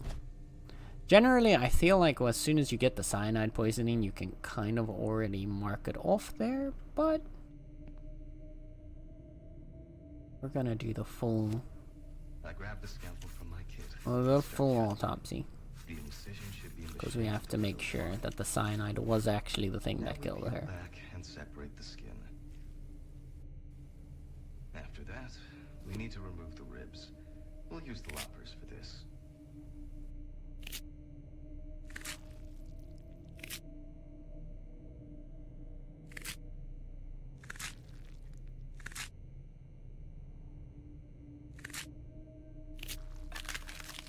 We can now inspect the internal.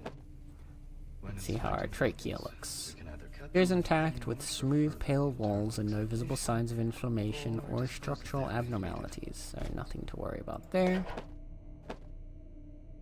Our lungs, on the other hand, display a firm retracted appearance with a cobblestone-like surface indicating extensive fibrosis and scarring. Give that The organ has been moved to the cutting board and the main cuttings. a good look-see here. We use the knife to cut open the organ.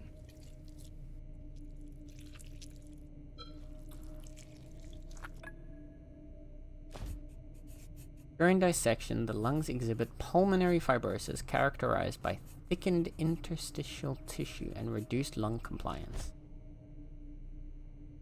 That's not good. How's our heart looking? Enlarged and swollen with a smooth taut surface that appears distended and demonstrate prominent vascular marking.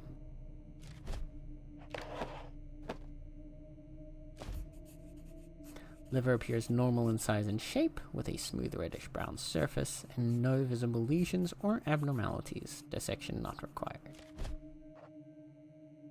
Yeah, I can agree with that. Let's take a look at your stomach.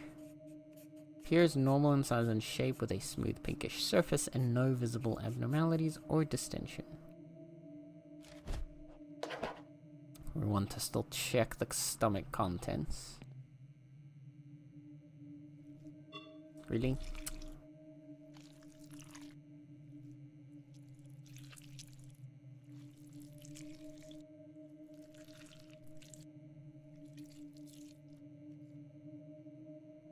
It is empty. Stomach appears to be healthy and normal inside. Stomach contents are of no concern. Didn't think they would be, but just in case.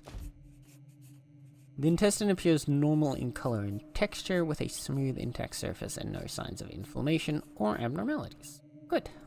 We can just put that back away. We have no reason to have to check the skull here.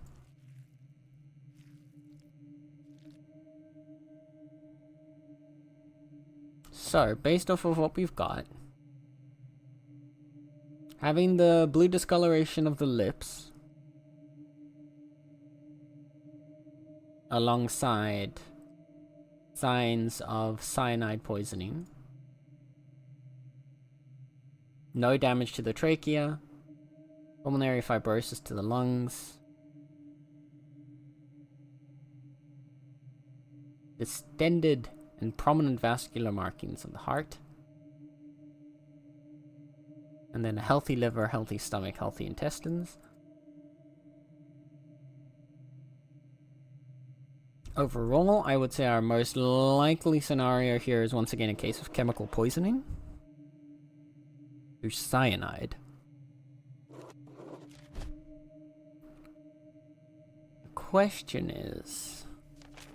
The police folder contains all sorts of pertinent information as to who the deceased might be and what potentially happened to them. This will help you to figure out what the cause of death might be. There's nothing to indicate how. Because I don't believe, to my knowledge, there is no way a snake bite could give you cyanide poisoning. Right? Is there a...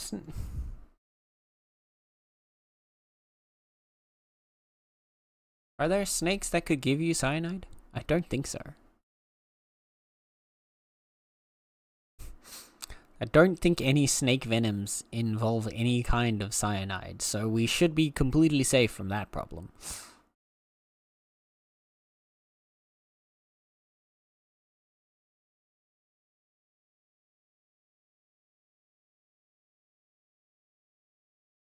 So, I would lean towards marking this as a chemical poisoning and then most likely a homicide. How would... the question then is, of course, how? Could it have been injected there to make it look like a snake bite? There's no other markings to indicate any kind of injection, right? Doesn't look like there's anything around the skull. Well, we can't actually know. What we can do is we can check. Yeah, we should check the brain for this.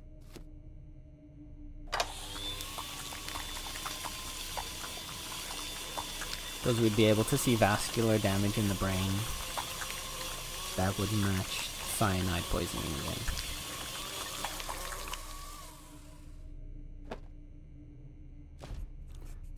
Brain exhibits extensive blood pooling in darkened areas, disrupting normal tissue structure. Exactly.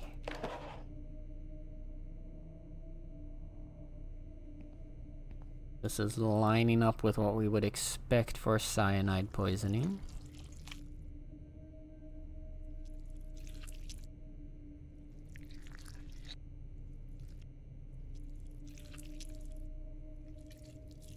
And this minigame.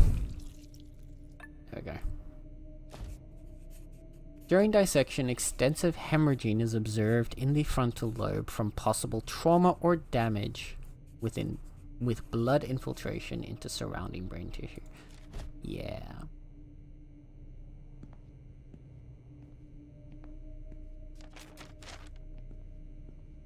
So with that all around, I feel pretty confident in chemical poisoning.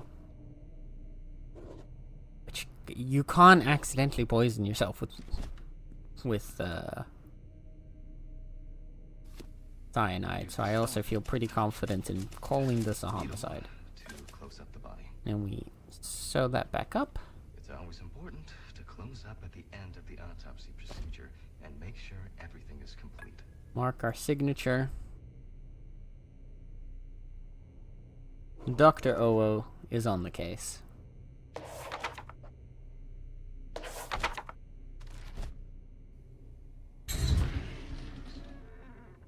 And let's find out how he did. What?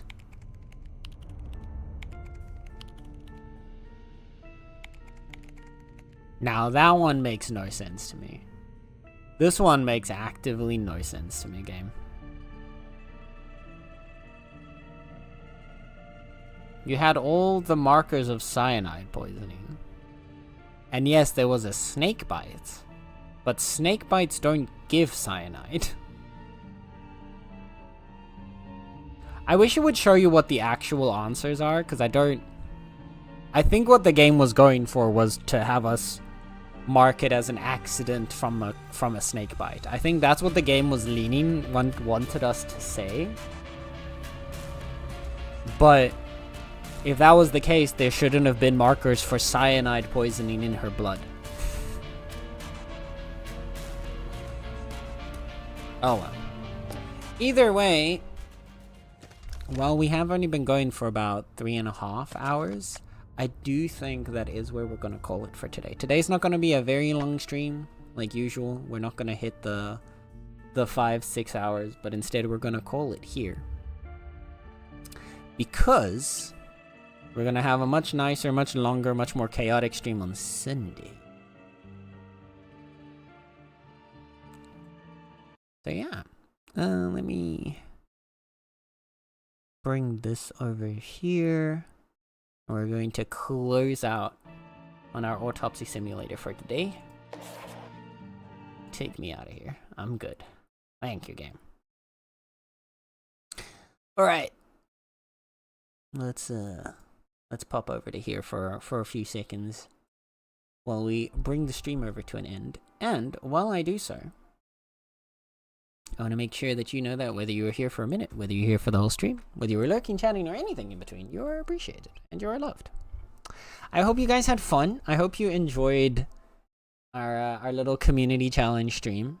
I hope it was interesting and educational for those who were curious, and I hope it wasn't too upsetting for those who were less curious about autopsies and the gruesome world of forensics. But yeah. Thank you for the stream. No, thank you. Thank you for hanging out. We're gonna... Let's see. We are going to close out our YouTube side of the stream. But yeah, thank you guys for watching. Enjoy it, and the VOD will stay up for those who maybe missed out and want to see a little bit more of it. Bye bye YouTube.